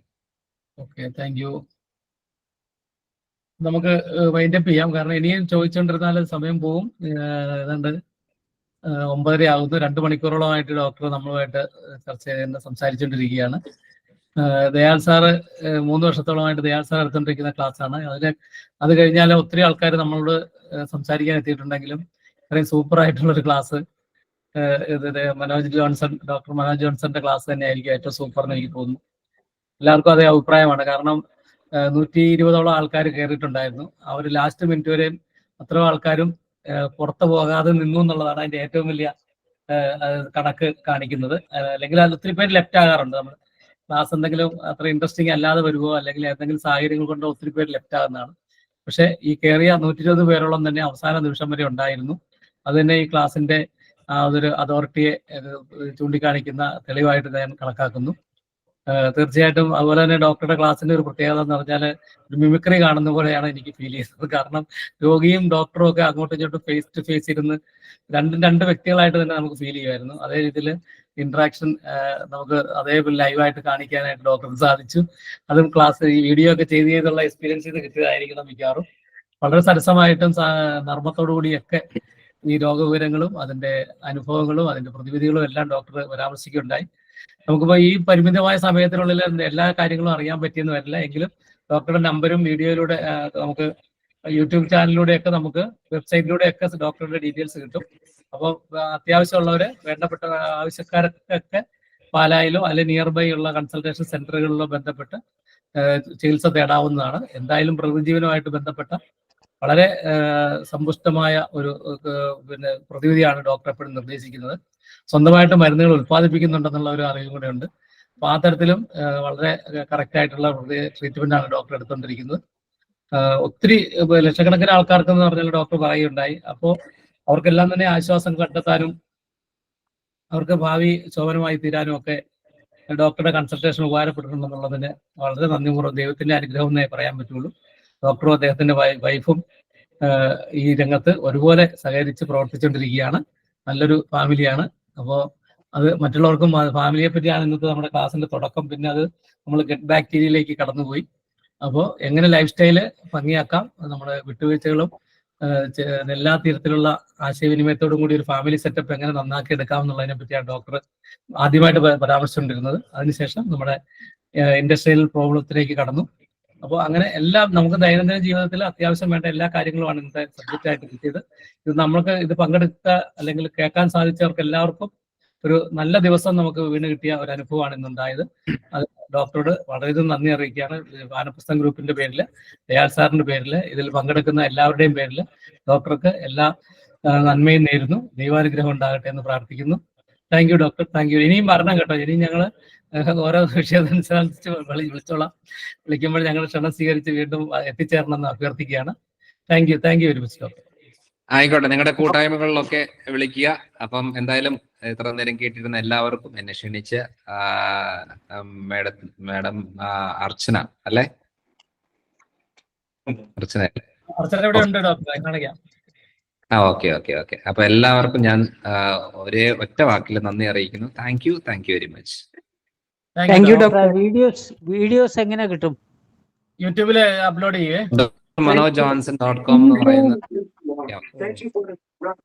Thank you sir. Bye bye. Thank you sir. ഒരുപാട് നല്ല ക്ലാസ്. ഇതുപോലത്തെ ഡോക്ടറെയാണ് ലോകത്തിന് ആവശ്യം. ഇത് വീഡിയോസ് കിട്ടാനായിട്ട് ഒന്ന് യൂട്യൂബില് വാനപ്രസ്ഥന്റെ വെബ്സൈറ്റിൽ യൂട്യൂബിൽ അവൈലബിൾ ആണ്. നമ്മൾ കഴിഞ്ഞ വീഡിയോസ് എല്ലാം അപ്ലോഡ് ചെയ്തിട്ടുണ്ട്. ഇപ്പൊ വാനപ്രസ്ഥം ഓൺലൈൻ കോഴ്സ് നിങ്ങൾക്ക് സെർച്ച് ചെയ്താൽ കിട്ടും. അതല്ലെങ്കിൽ ഡോക്ടറിന്റെ തന്നെ പേഴ്സണൽ വെബ്സൈറ്റ് ഉണ്ട്, ഡോക്ടർ മനോജ് ജോൺസൺ എന്ന് സെർച്ച് ചെയ്താൽ അദ്ദേഹത്തിന്റെ ഇതുപോലുള്ള പല പല ക്ലാസ്സുകളും ലഭിക്കുന്നതാണ്. കണ്ടിരിക്കാൻ പറ്റുന്ന നല്ല ഒത്തിരി ക്ലാസ്സുകളുണ്ട്. കാണുന്നവർ അങ്ങനെയും കാണുക. പിന്നെ യൂട്യൂബിൽ അപ്ലോഡ് ചെയ്യുമ്പോൾ ലിങ്കുകൾ നമ്മുടെ ഗ്രൂപ്പുകൾ വഴി ഷെയർ ആകുന്നുണ്ട്. നിങ്ങൾക്ക് താല്പര്യമുള്ള എല്ലാവർക്കും ഷെയർ ചെയ്ത് കൊടുക്കുക. വാനപ്രസ്ഥം ഓൺലൈൻ കോഴ്സിന്റെ ഭാഗമായിട്ടാണ് നമ്മൾക്ക് ഇപ്പം നടന്നിരിക്കുന്ന സെഷൻ. കോഴ്സിലേക്കും ചേരാൻ താല്പര്യമുള്ളവരെ ഇൻവൈറ്റ് ചെയ്യുന്നുണ്ട്. ഇപ്പം www.vanaprastham.org എന്ന് സെർച്ച് ചെയ്താൽ കോഴ്സും ലഭിക്കുന്നതാണ്. അപ്പൊ അങ്ങനെ താല്പര്യം ഉണ്ടെങ്കിൽ ഞങ്ങളെ നേരിട്ട് ബന്ധപ്പെട്ടോളുക. അപ്പൊ അടുത്ത ആഴ്ച ഇതേ സമയത്ത് 7:30 മണിക്ക് കണ്ടുമുട്ടാം. എല്ലാവരും വരിക. ലിങ്ക് സെയിം ആണ്, സെയിം ലിങ്കിൽ തന്നെ. മാക്സിമം എല്ലാവരും പങ്കെടുക്കുക. എല്ലാവരെയും ക്ഷണിക്കുന്നു. എല്ലാവർക്കും നമസ്കാരം. നന്ദി. എല്ലാവർക്കും നമസ്കാരം. നന്ദി.